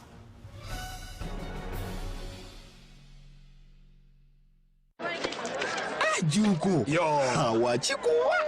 Check the shopping, man. What's your secret? Uganda, haven't you heard of the parish development model PDM? Yes, I did, but I thought it was just a talk. No, Sebatia. It is real. I and a few friends together formed a circle, accessed money from the PDM, invested in a portrait project, and now things are moving. Juko. I thought I was one of your friends. You are. But you left me behind. I didn't leave you in poverty. What you do, just visit your LC2 chairperson and your parish chief and start the process of economic transformation. Just like that. The parish development model is an initiative from the government of Uganda through the Ministry of Local Government designed to transform all lives of Ugandans for the better. PDM, my parish, my development, my life. In a nation hungry for truth, a world where every story matters, there exists a beacon of trust and reliability. For decades, they've been our voice and our window to the world, holding the mirror of our history. With 4 TV stations and 11 radio channels spanning 27 languages, they stand as guardians of information, defenders of truth. With Maskari Heritage Advantage, they uphold every citizen's right to reliable and free information. Their archived stories shaped our past and illuminate our present. Yet now, as new challenges arise and the world evolves, their mission faces its greatest test yet. Be part of our journey and let's navigate the unknown, uncover the untold, and safeguard our future together.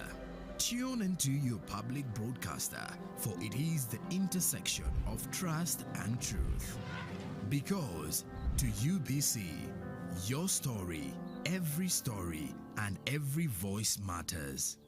UBC, inspiring Uganda. Live from UBC Studios in Kampala, this is Good Morning Uganda.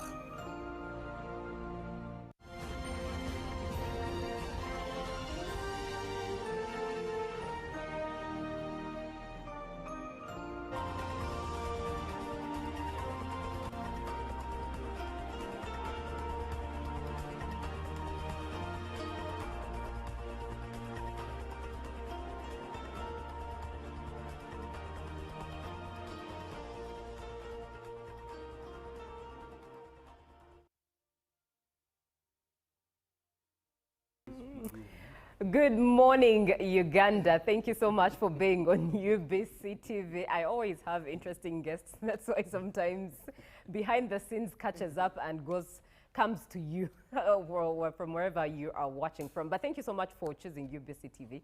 My name is Julie Nantama Musisi, and the Ugandan budget is going to be read tomorrow. That is the Ugandan budget 2025-26. It's to be read tomorrow.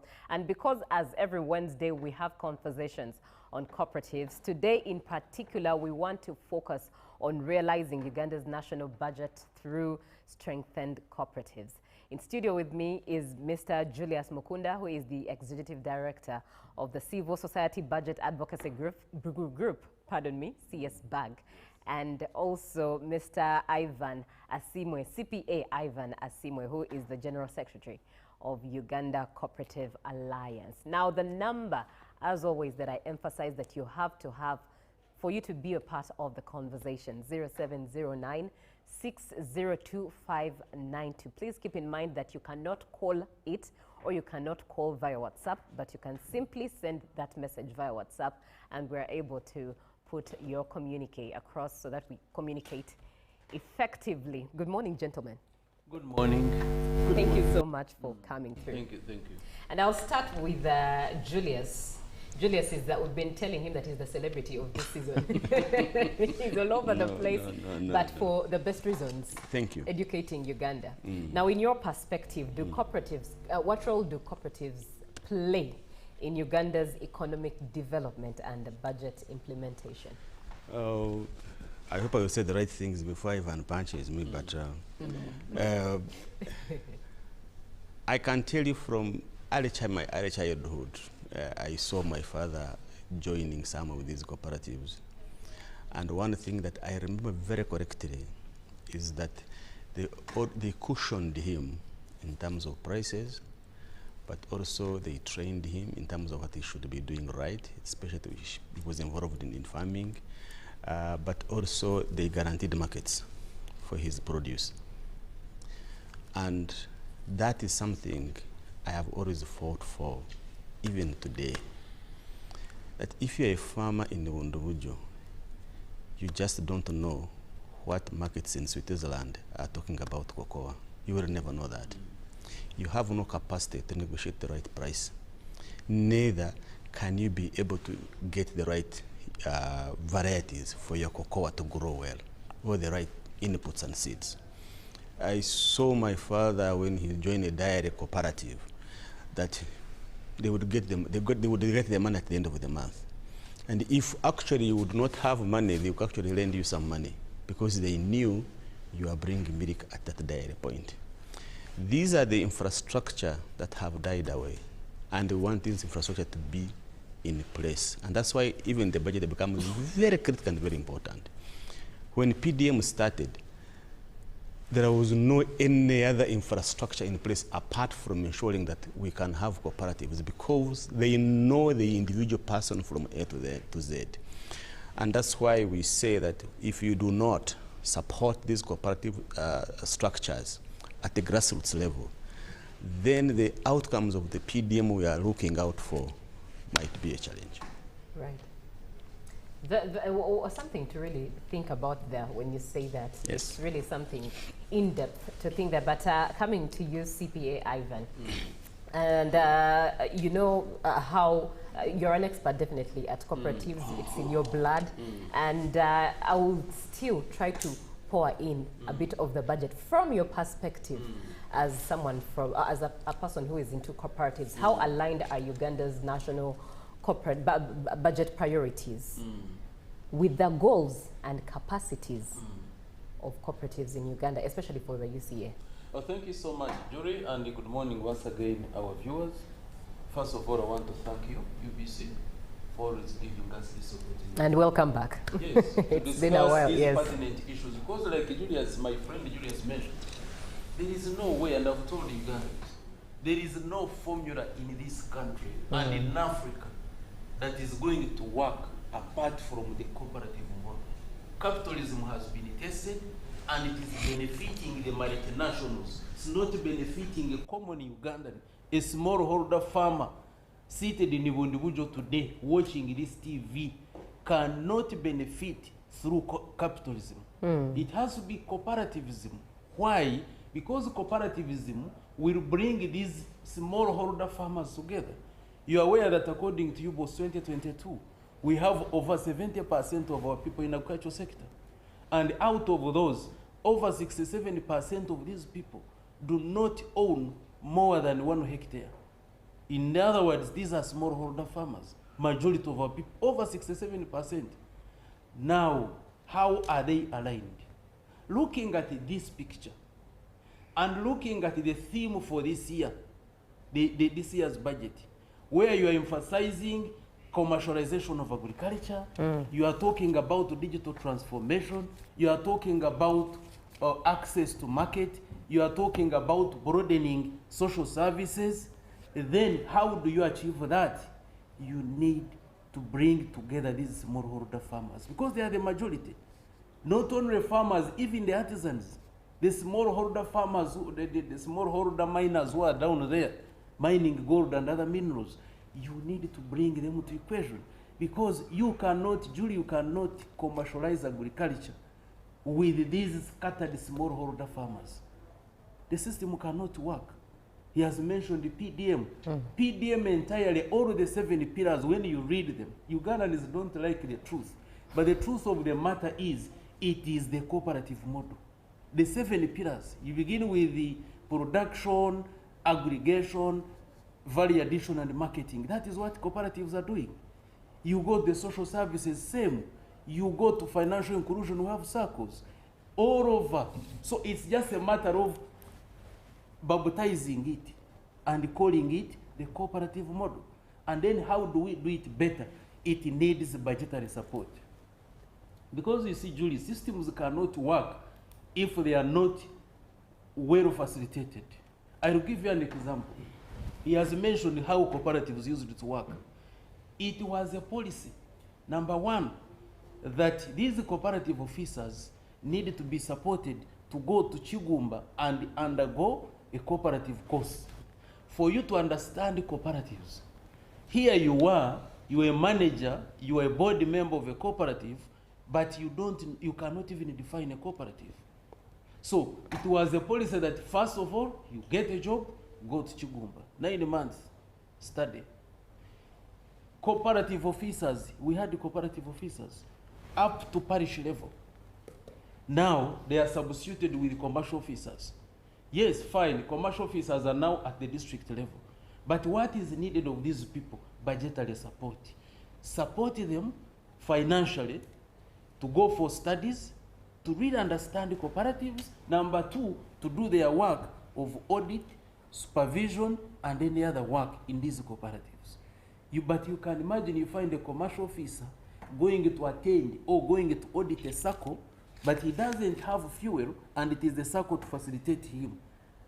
He will be compromised because there is no independence. It is the circle that is facilitating you to come and conduct an audit. But if there was now budgetary support, all that would be working. Talk about these inputs. How do these smallholder farmers access inputs? It means you need to support them at that level using the cooperative structure. Go to financing. So in other words, I would really feel that this budget focuses more on the cooperative model. Government is putting a lot of money in PDM. I think every year is around 1.1 trillion. Fine. But this money is going to the parishes. In fact, 100 million per parish. I wanted to actually slide something in there regarding that particular point that you're making. Has the government included the UCA in managing the PDM model? No. The answer is no. And yet the policies, And the policy structures that PDM stands on are the same as we have cooperatives. been discussing these issues. And we have presented them to very many forums. The question is, UCA was established in 1961. There is nobody who has authority in the cooperatives than UCA. But here you are forming circles at a parish level, but you are leaving the brain behind the cooperative model. What do you expect at the end of the day? So what do we tell government? Government involve UCA, because this is our work, and this is my Bible. Every day I wake up, whatever I do, whatever I think is cooperatives. So let us work together. I cannot authoritatively say that the other people don't know, but let's have synergies. Let's work as a team. So the budget should be focused. So I was talking about the PDM. You are injecting 1.1 trillion in PDM every year. However, you are forgetting to put a lot of money under capacity building. Because that's why we are talking about realizing the national budget using strengthened cooperatives. Here we have cooperatives, but are they strengthened? That is what we are looking at. Talk about their governance and management structures. Strengthen them. Audit and supervision. Strengthen it. The legal, the policy and regulatory framework, make it stronger. Then the businesses, make sure that they are doing businesses. Do the linkages, whereby you know, as a farmer in Wundugujo, like Julius was mentioning, he knows the market in Switzerland, and he knows the price. So what is happening today? A farmer in Wundugujo, because he does not have any market information, he's exploited by the middleman seated in Wundugujo. So who is benefiting from cocoa? Is it the farmer? Is it the middleman? It's a middleman. What happens at the end of the day? It means many people, the smallholder farmers, will be exploited and there's no money. We are now harvesting coffee. Are you aware that some people mortgage the coffee even before flowering? Clearly. Now, who are the beneficiaries now? They are the middlemen. They are the ones harvesting coffee. They are making more money at the expense of the coffee farmers. So the only model that can liberate these people economically and socially is the cooperative model. And that is why I would expect this budget to really focus more on how do we strengthen these cooperatives? How do we strengthen the PDM, yoga for them to deliver? How do we strengthen the UCA? How do we strengthen the Ministry of Trade, Industry and Cooperatives, the Department of Cooperatives, to be able to supervise, to audit, to implement the law so that things work out very well? Clearly, from the detail that CPA has painted, the detail of the budget priorities is not exactly aligned with the goals and capacities of cooperatives in Uganda. But let me come to you, Julius, from an economic standpoint. What measurable impact do you think could revitalized cooperatives have on major sectors like agriculture, major sectors like trade, even youth employment itself? Yes, I think thanks, Ivan, for the background and the importance of cooperatives. There is no doubt in my mind that we need them. And there is no doubt in my mind that it could be a vehicle that can move us faster to the 10-fold growth strategy that we are having. Why do I say that? Because first we are fighting the informal economy in this country. We are unable to tap into very rich people who are outside the tax bracket. And when I say rich people, you have an assigned miner, for example, probably has got 3 or 4 ounces of gold, and that is probably like, like 10 to 15 million. But he's out there. And you can never bring him taxation bracket.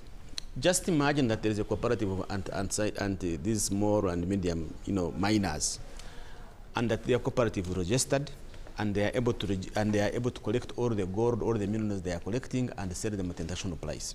Now, with the current tax proposals of ensuring that every person who's in turns into 18, now it is easier to know that Julius who has been able to get 10 grams of gold, there is a small tax that is going to come out of that.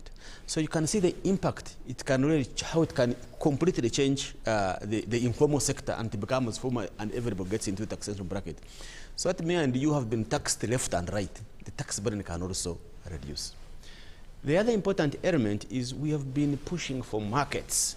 And I'm glad that the ministry, that the government has come up to say we are going to deal with markets. That is the commercial diplomacy. Now, commercial diplomacy, when you get a market, you cannot get a market of 2 kilograms of beans. You cannot get a market of 1 kilogram of gold. No, that market is not there. The market you are going to get, and there is, even my Minister for Finance will testify to you, when you get a market, they will say, we need 100 goats per week. And you will not be, you cannot say, I'm the owner who's going to provide that. So if you have a goat cooperative union, they will know how many farmers are raising goats, 1 or 2, 3 things. So they put in bulk and be able to supply that particular market. But they can't do that if they are not organized, mobilized into a cooperative on how to raise goats, which type of goats are supposed to be raised, how long it will take, the type of, their calcides, the pests and all that. So they are trained and they're able to deliver that. So I don't know why sometimes we don't really want to invest in organizing and mobilizing our farmers properly. I was in Bangladesh one time and they told me that they have a list of farmers. I was like, you are joking. I thought everybody is a farmer. They said, no, everybody can be a farmer, but for us, we have a list of farmers. What it meant was that you can grow whatever you want. But if you really want to benefit from farming in the sense of it, to gain, to be more productive, you have to get on a particular list so that they know you are a rice farmer and the government will target you through your cooperative. You see, they make you join a cooperative of rice farmers so that the government can target you, provide you with the right inputs, the right education, and the market is guaranteed. So you can again see how when we get organized and mobilized, how it can easily transform productivity and production within that particular sector that you are talking about. If you look at tourism, and actually cooperative is not about agriculture, that's the other part. People think it's just agriculture. No, no, no, no. You have UTODA, you have UTODA, taxi drivers. Why do you come together? You are coming together to fight capitalism, which my friend Ivan was talking about. Because capitalism, and I used to tell people, it doesn't have you. Capitalism wants to squeeze every blood out of you. So when you are not strategically placed to ensure that everything doesn't get out of you, so you should get out of it, you need to come in numbers. And numbers mean that you have bulk purchasing. Lastly, for me, is the impact that it can have is for me is actually what it can prevent.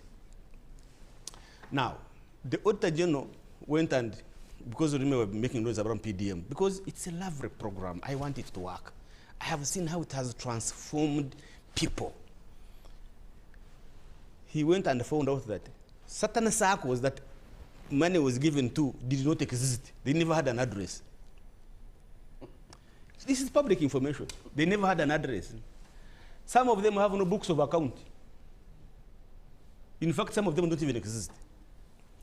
Now, had you invested in the infrastructure that oversees the development of circles, that's what we're talking about, you would not even bother looking for those circles. You would come to them and say, you people, I have been giving you money to oversee the functioning of circle in this country, what are you doing? Now I would be on his neck really, telling him that he's doing a very bad job. But now I can't because I know he's incapacitated. He can't even get fuel to go to Guru and look for all those circles that are in Guru or in Chisoro. No, he can't do that.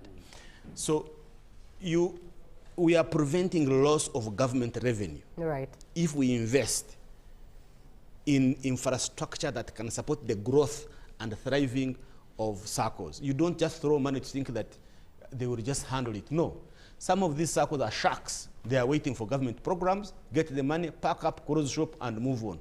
And I'll pick this from the both of you, your 2 cents from the both of you. It looks like it's obvious that UCA should be involved. It looks like it's ABC. Why do you think the UCA hasn't been involved in the PDM model, the Imyoga, that whole model, and yet funds are being released every now and again, some of them being swindled? Let me start with CPA. Like Julius said, it is obvious. Because you see, when you have to look at the mandate of UCA, number one, and this is legal, number one mandate of UCA is capacity building. So we do capacity building, train these people, the leaders, the managers. That is mandate number one. We ensure that they have policies and the policies are complied with. And then number two is about conflict resolution. Because these are so many people and you expect them to have conflicts. That is what section 142 of the Cooperative Societies Act, which clearly mentions the role of UCA in dispute resolution.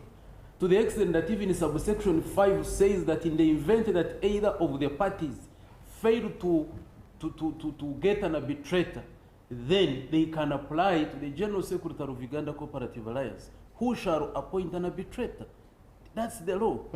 Then you go to section 33 of the same law, which talks about part A, says that the board of Uganda Cooperative Alliance shall engage government on matters of policy relating to cooperative societies. So these are legal mandates.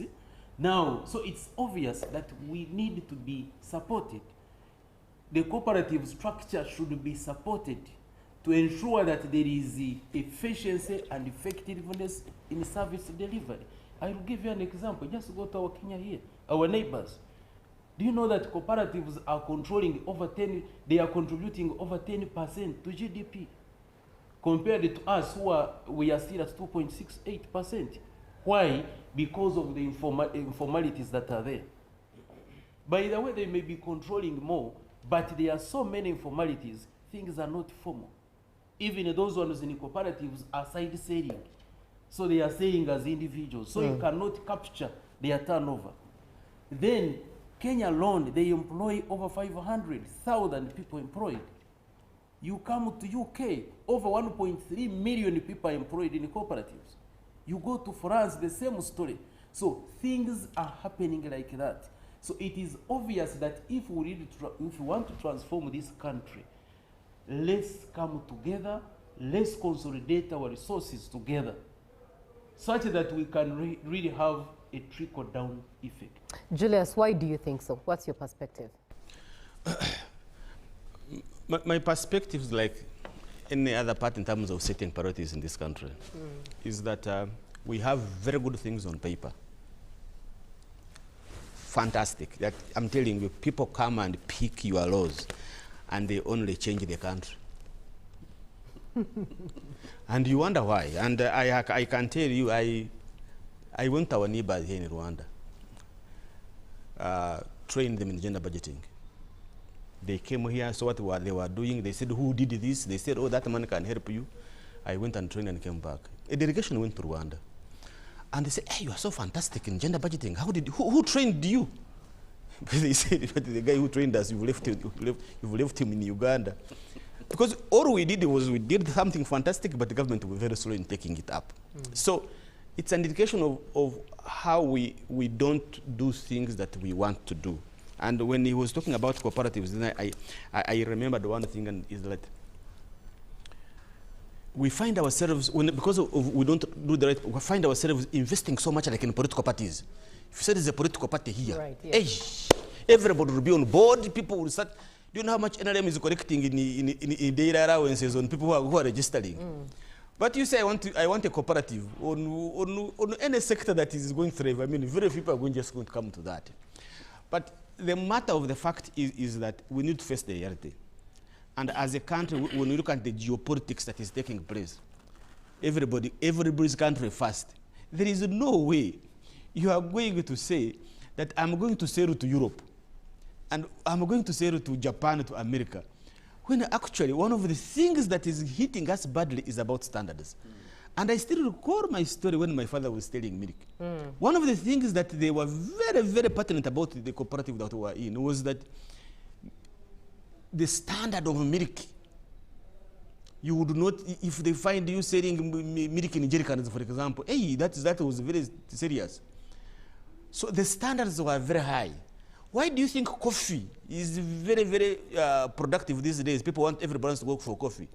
They are forgetting that there have been years and years of investing in organizing the coffee industry. Because not only a farmer, as a farmer, you can't manage the international politics that are taking place, especially on prices. But the coffee, Uganda Coffee Development Authority, I don't know what happened to what we did, but was able to ensure that farmers are organized, farmers have produced the right quality, you process so well, you should have it so well. There were standards set. But now, like he said, there are no standards. Everybody wants to sell a garden of coffee, you want to sell a garden of maize, you have not even harvested, you get a very poor price, nobody is helping you to be able to get the right prices. And I mean, no wonder now bulk purchase is becoming very difficult. I mean, I was told when they started the agricultural credit facility and they said, please, we have money for bulk traders, very few could apply because everybody wants to buy in small items. So cooperatives are critical. They are an ingredient of our economic transformation. And surely if there's any policymaker listening, it is something that we need to invest. If you don't like Ivan, get somebody else. But the idea should thrive. But I think probably also this disorganization is benefiting some individuals.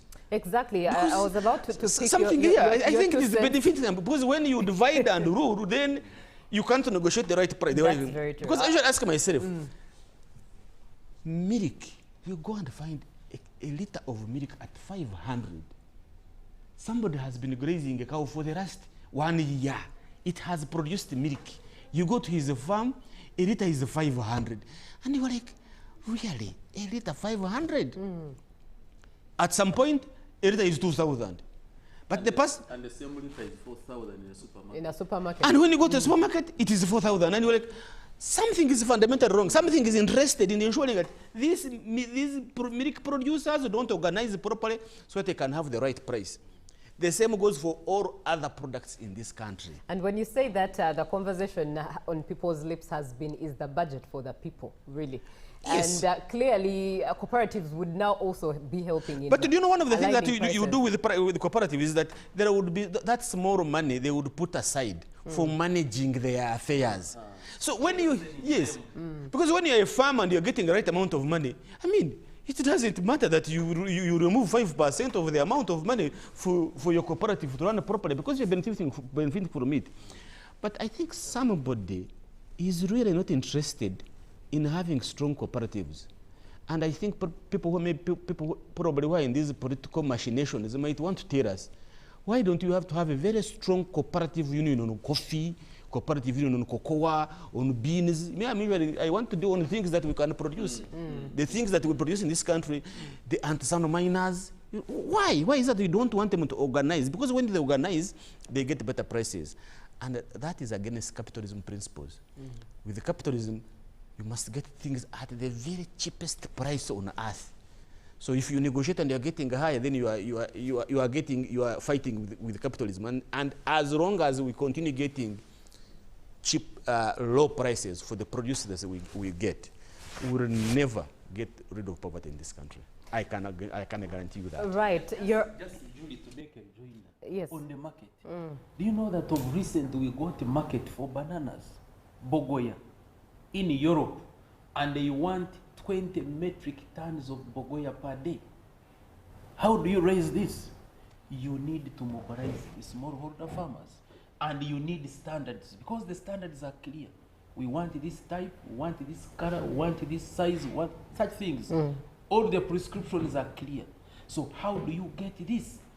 You need to mobilize your farmers together, and you need so that there is bulking at that level and you are able to feed into the market. Short of that, now the middleman will come, capture the market, start supplying. He buys bogoya from a farm at 4,000 and sells it at 40. Who makes more money? The middleman. The middleman.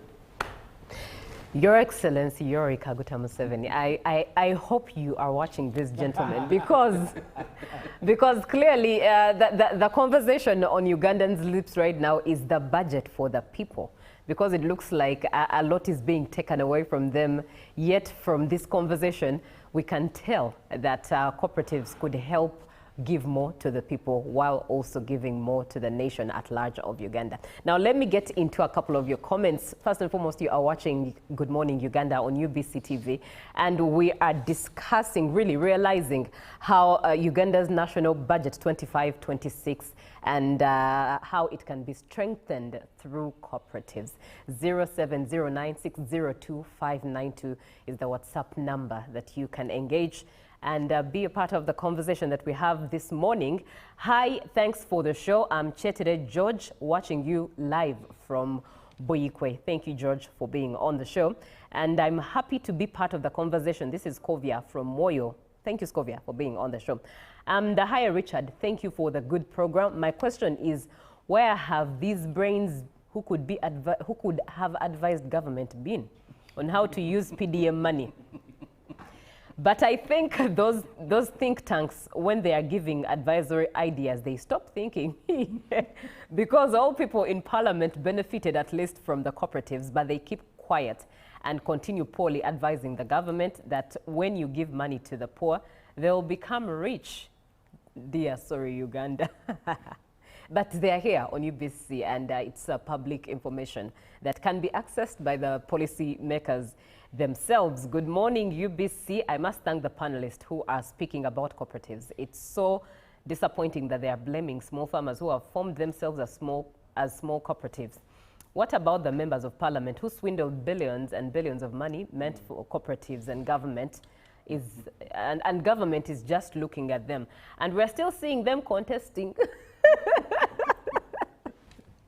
Oh my goodness, one final remark before we continue. Good morning, presenter. I'm appreciating all of you for the discussion. Anguchia Anastasia Charles from Arua City, an agriculturalist. Thank you so much for being on the show. Now, we've really talked about the challenges of, lacking priorities, this whole thing that is going on that we also don't understand, curbing the quality of products that we consume on the market and curbing what we would be exporting. But coming to you, CPA, are there any more challenges that cooperatives are facing in accessing government funding? Is there government funding particular for cooperatives? Not really, maybe with the exception of PDM and the Myoga, but the rest are raising their own funding. And in fact, I would want to respond to this gentleman. We are not blaming the smallholder farmers, but rather we are trying to encourage the government, to request the government that how do we together support these smallholder farmers. If they are, for example, these are cattle keepers and they have their milk, how do we support them to aggregate the milk, and not only aggregating for purposes of giving it to a middleman, but going further to industrialization, which is the theme for this year's budget, industrialization. So how do we ensure that there is industrialization, but to benefit these common people? Then it is the cooperative model. They bring their milk to the dairy cooperative, they even go further, process it, and own supermarkets, like it is in South Korea. The largest supermarket in South Korea is a cooperative. So that for them, they complete the value chain. So ideally, that is what should be done. However, there are other challenges, like you have mentioned, like challenges of governance. Governance and management of these cooperatives. And ideally, I cannot 100% blame the cooperators. Some of them don't know. That's why I mentioned the policy of going for cooperative education. Right. And in fact, I would want to see government in this budget emphasizing cooperative education. How does government support, for example, Chigumba and Tororo cooperative colleges to be able to deliver the required skills and knowledge to Ugandans. That should be emphasized as it was before. Then there is also a challenge of access to finance, like you have mentioned. It's a challenge. The other day, we had a chance. We interacted with the Governor Bank of Uganda. And the question was, Governor, fine, government created ACF. And this ACF, unfortunately, is in the commercial banks. But the smallholder farmers are not accessing the money.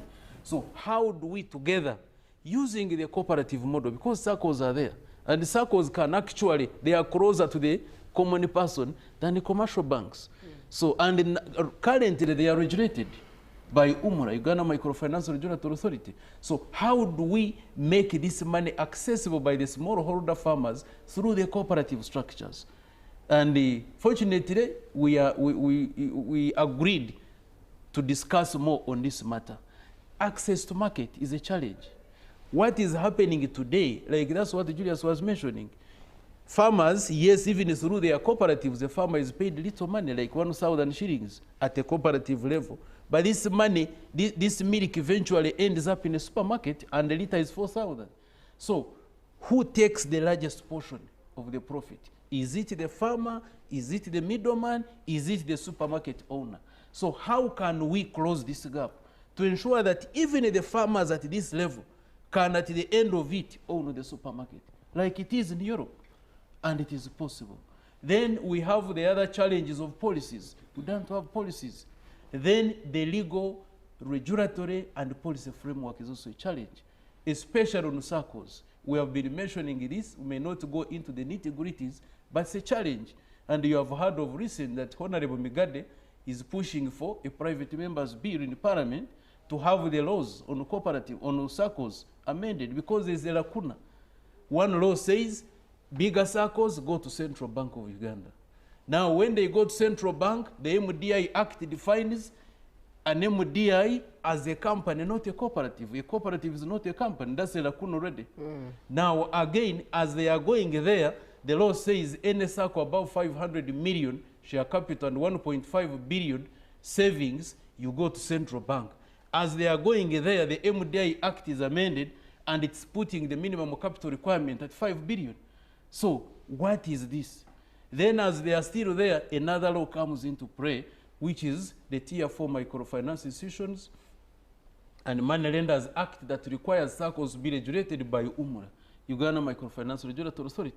As we are still there, the Cooperative Societies Act, CAP 112 is amended, giving birth to CAP 107, and it says all circles come back to the registrar.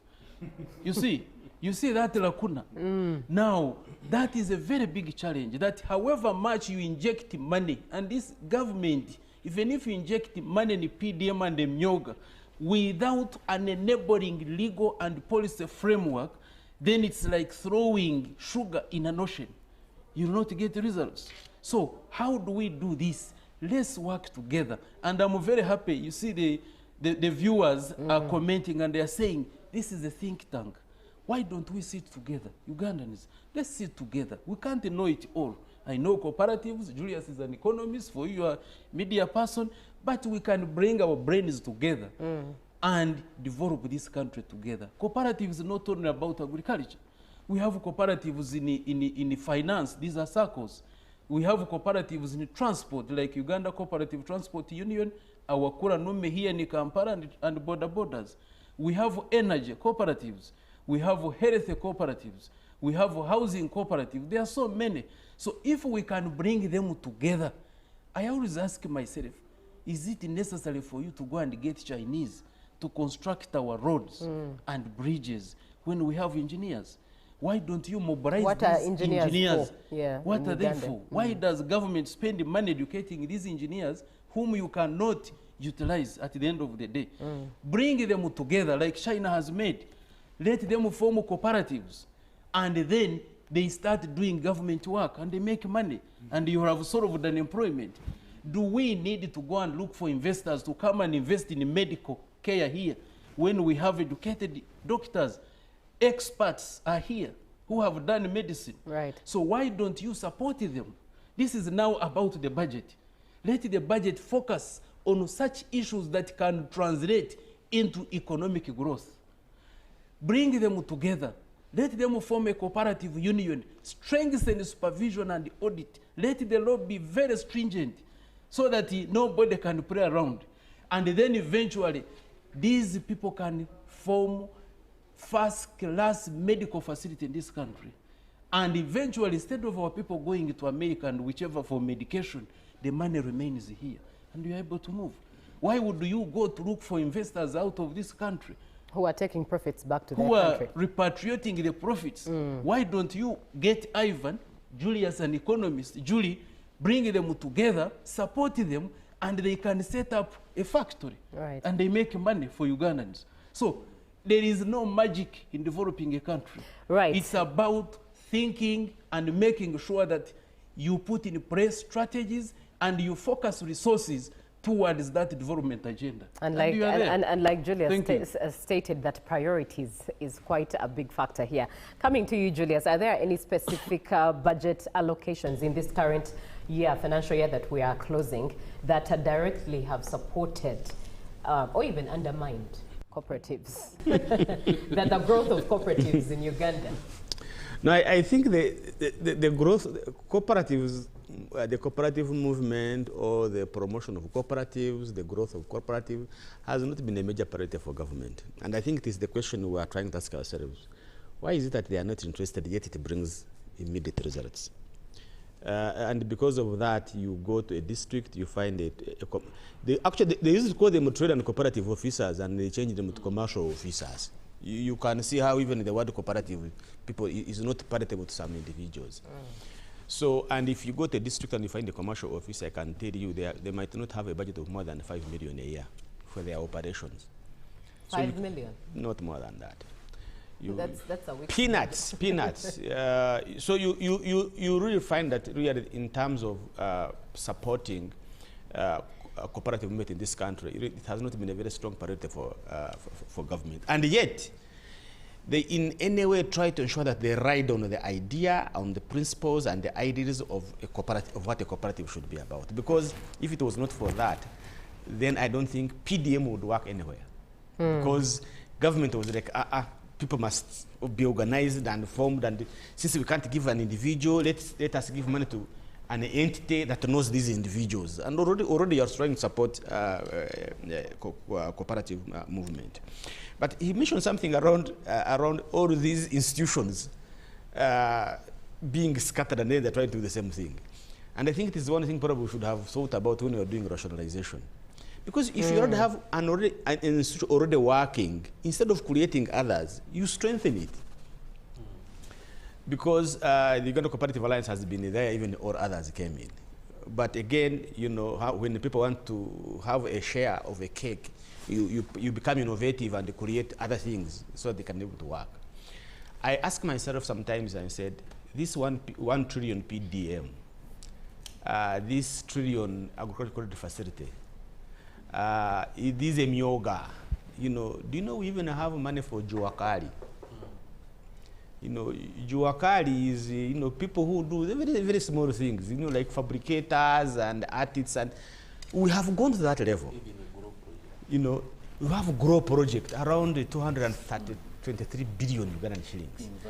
You know, you have so there are so many scattered programs, and Mike, you could actually bring all these things, start a cooperative bank, and go away. Because if you get all this money, you go away actually as government, because you are not going to be stressed with accountability. You are not going to be stressed with the funding these things because you already got the money and given to them. You are not going to be stressed in terms of who is going to get the money because you really set the criteria. You tell this bank and say, please, I want you to go to the parish and ensure that the circles work. And it will be the job of that particular bank to ensure that the cooperative that they are going to give money, the groups that they are going to, those groups are functioning. And that is not going to be your job. And when the Auditor General comes and says he wants to see the books of this bank, everything will be clear and dry. We don't want to do that. Instead, we want to scatter all these small resources. And that has been my argument with government, is that having small amount of things for so many people, you will never realize the results at the end of the day. it will take 100 years to get there. I mean, it's like if you are trying to garden your area and you only do a small portion every day. By the time you finish the whole garden, the other part has already gone bad. With weeds. With weeds. So for me, really, is that one of the things that we can do, because we have money for that seem like cooperative money, is really to amalgamate all this money. It would help us even reduce on the cost of running these small entities. GROW has a secretariat. Invite has a secretariat. MYOGA has a secretariat. PDM, you know we have it, is very, very funded. Secretariats. All this is money. This is taxpayers' money. Me and you paying this money to manage these small things. So one of the things I think government needs to do is first is to ensure that we amalgamate all these small programs into one. But the most important element also I think is that what we need to talk about is around local content promotion. See, the agenda of local content promotion is that if you're an international company and you come to Uganda, use a certain percentage of local content, employing Ugandans, buying from Ugandans, and also ensuring that Ugandans benefit from what you are doing. Now, for us to benefit from this, and I just come as Julius alone, let me tell you, we are not going to benefit from that. But if you have a cooperative movement of chicken, they are selling chicken, they are able to negotiate with this international company and tell them, look, for us, we are farmers. We can supply this amount of chicken, and we are going to be constant, and this is the price we want. You can negotiate that. But also to promote local content also comes with standards. Because this company will tell you, we only want 2 kgs of chicken per piece. Don't go more than that. You go back and you tell your farmers, please, when the chicken is 2 kilograms, please bring it. So you are setting standards. And with cooperatives, it means that they are able now to understand what the market wants and what their farmers are supposed to do. I've always given an example here. If Japanese want squared watermelons, however good your watermelons are in this country, if they are still round and big, 3 kilograms, they will never buy them. Because that's what the market wants. True. That's it. And there is no, I mean, 1 or 2 farmers can try to do squared watermelons, for example. But then the Japanese will want 10 tons per week. You will not do that. So you need the Watermelon Association and the cooperative movement to sit and say, we have a market for squared watermelons. Then they will be able to train their farmers on that. And they can be able to produce in bulk. And they also be able, and that's what we are talking about, is, you see, when we go to Ministry of Finance and the Parliament and you are alone, they say, now what are you talking about? You are not even representative of anybody. But be in a group and see that strong collective voice. You can be able to negotiate with government and tell them, look, what we need are youth finance narrow to produce seeds for squared watermelon. That's what you are looking out for. You are able to tell government that the kind of acaricides that we are using in this country are killing our crops. So you enforce regulation. That is, sometimes we think, when we talk about these issues, people think that we are looking just for money. No, it's also about change of perspective, understanding the context. Because if we are to promote growth in this country, if we are to achieve 10 growth strategy we're talking about, these are the small things we need to do. We cannot just be thinking in the air. These are the small things we need to do, put them together, and we achieve a $500 billion economy in this country, where everybody can benefit. Otherwise, if we continue to do things the way we have been doing, I can tell you, again, we should be very good on paper, my friend. But I've been trying to do the math here. A bit of the technology is failing me here, but I've been trying to do the math of 72.3 trillion, deducting it from the GROW allocation, PDM allocation, and invite allocation, and see how the budget would have reduced. You can do the math, and it will help you. But let me engage some of your comments. Good morning. My question is that how can we, the youths, access support from the government for farming? I think CPA Ivan can answer this. Clearly, it should be through cooperatives, but I guess a broader explanation in just 1 minute. Answer Anastasia Charles from Arua. Oh, thank you so much, Charles from Arua. How you can be supported is, of course, through cooperatives. The youth coming together, but they don't come together for purposes of getting free money. That's not a cooperative model. I need to tell him openly. Right. A cooperative model is different. You cooperate for a purpose. Either you want to access the market, you want to access the financing, either it's a circle you want to save and access loans, all of that. But you don't form in order to access free money. So this is how you do it. Form a group, and then from a group you can graduate to a cooperative. Of course, you can come with Uganda Cooperative Alliance in the interest of time, and we guide you on the procedures. But we encourage the young people, even the women, to come together through cooperatives. Yeah. Thank you for the program. In my view, there ought to be a deliberate policy in all local governments to provide at least 5% of its local revenue to cater for the Department of Cooperatives Trade if we are to attain the desired economic transformation of our locals. This is Semakula Joseph, PCO Mitiana MC. Thank you, Joseph, for getting in touch. Good morning, UBC. Thank you for the program. And the two gentlemen, I'm a secretary for PDM. This is a very good program. There's need for this money to be used in a cooperative way than being used individually. It can raise our economy. Those people reason well in our presence, but in our absence, they reason like President Mugalu Ibrahim. President Mugalu Ibrahim, yes, thank you so much for getting in touch. Good morning, I'm Peter from Soroti. Ugandan government think and make Julius and Ivan to teach people who have got PDM money on how to use and benefit from what they are doing with that money, because you may find that most people are concentrating on farming, but you find that there's no market for their products in order for them to develop. Hello, I'm Simon Ngari, a Kenyan in Uganda, and been close to UCA and AMFIU for long. How far with Coop Bank? I hear there's another bank approved called Agricultural Finance Bank. Why not consolidate the two? Otherwise, the two gentlemen are on point. Kenyan economy is 70% Coop-driven, and surely hence biggest economy in the East. And he says that he has known Mr. Asimwe and Julius, and he says serious deviant brains. They both talk while laughing and make a lot of sense. Next time, Julie, please include this man from Accord, Hano, to be complete with. Thank you so much, Simon Gary. Simon is asking if there's how far with the Coop Bank, and I think this is for CPA. Yes. Thank you, Julie. I want to thank all of these people that have responded. It means you can really see that many people are interested. Right. I want to begin with Simon.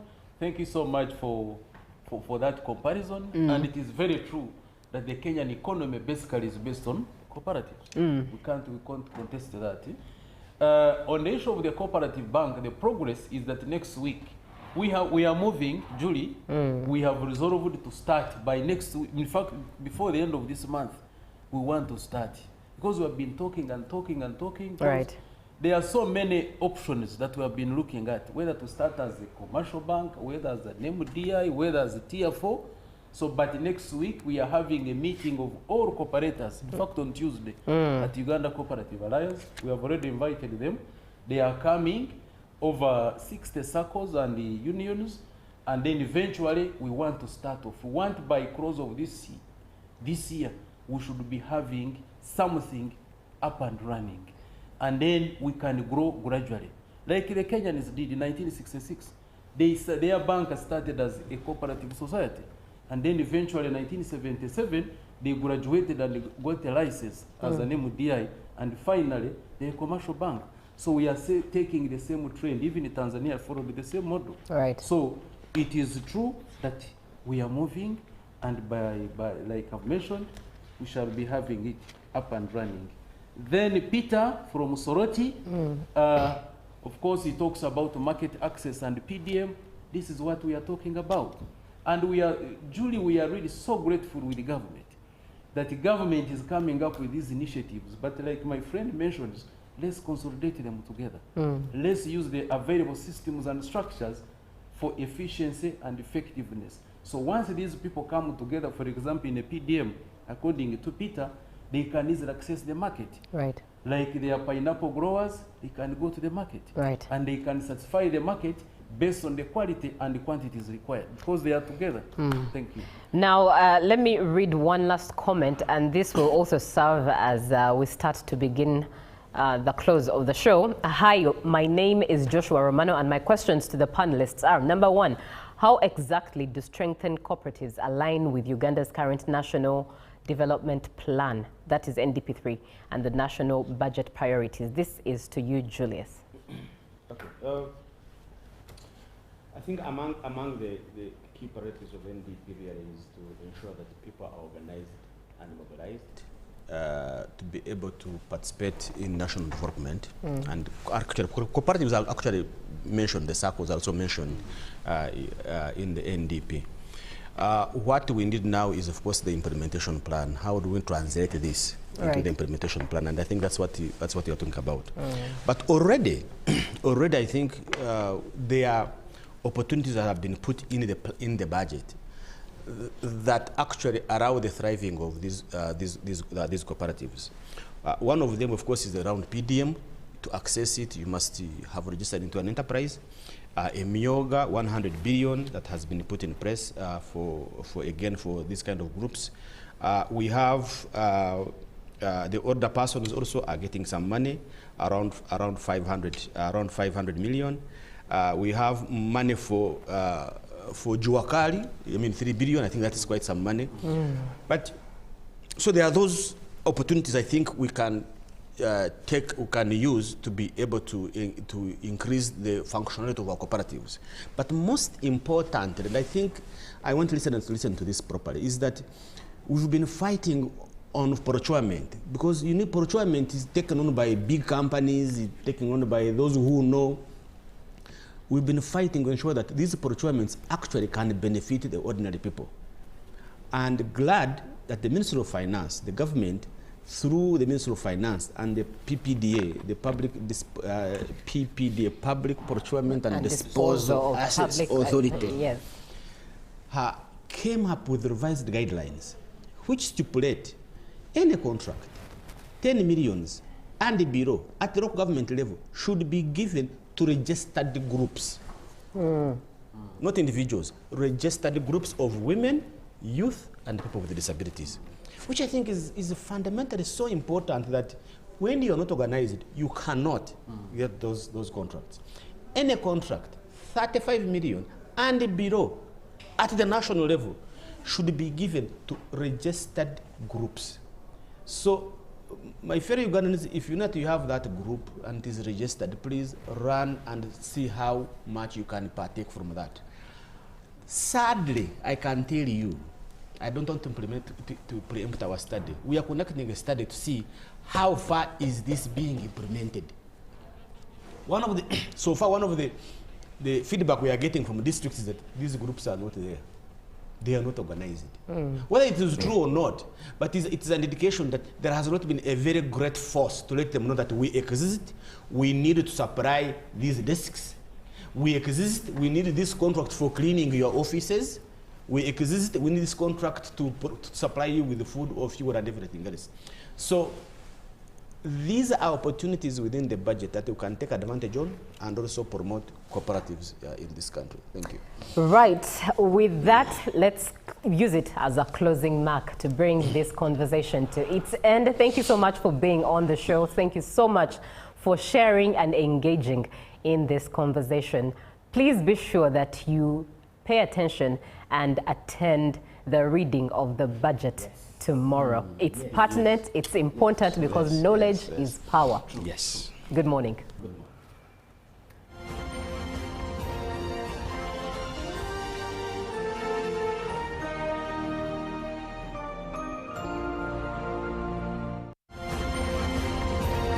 Live from UBC Studios in Kampala, this is Good Morning Uganda.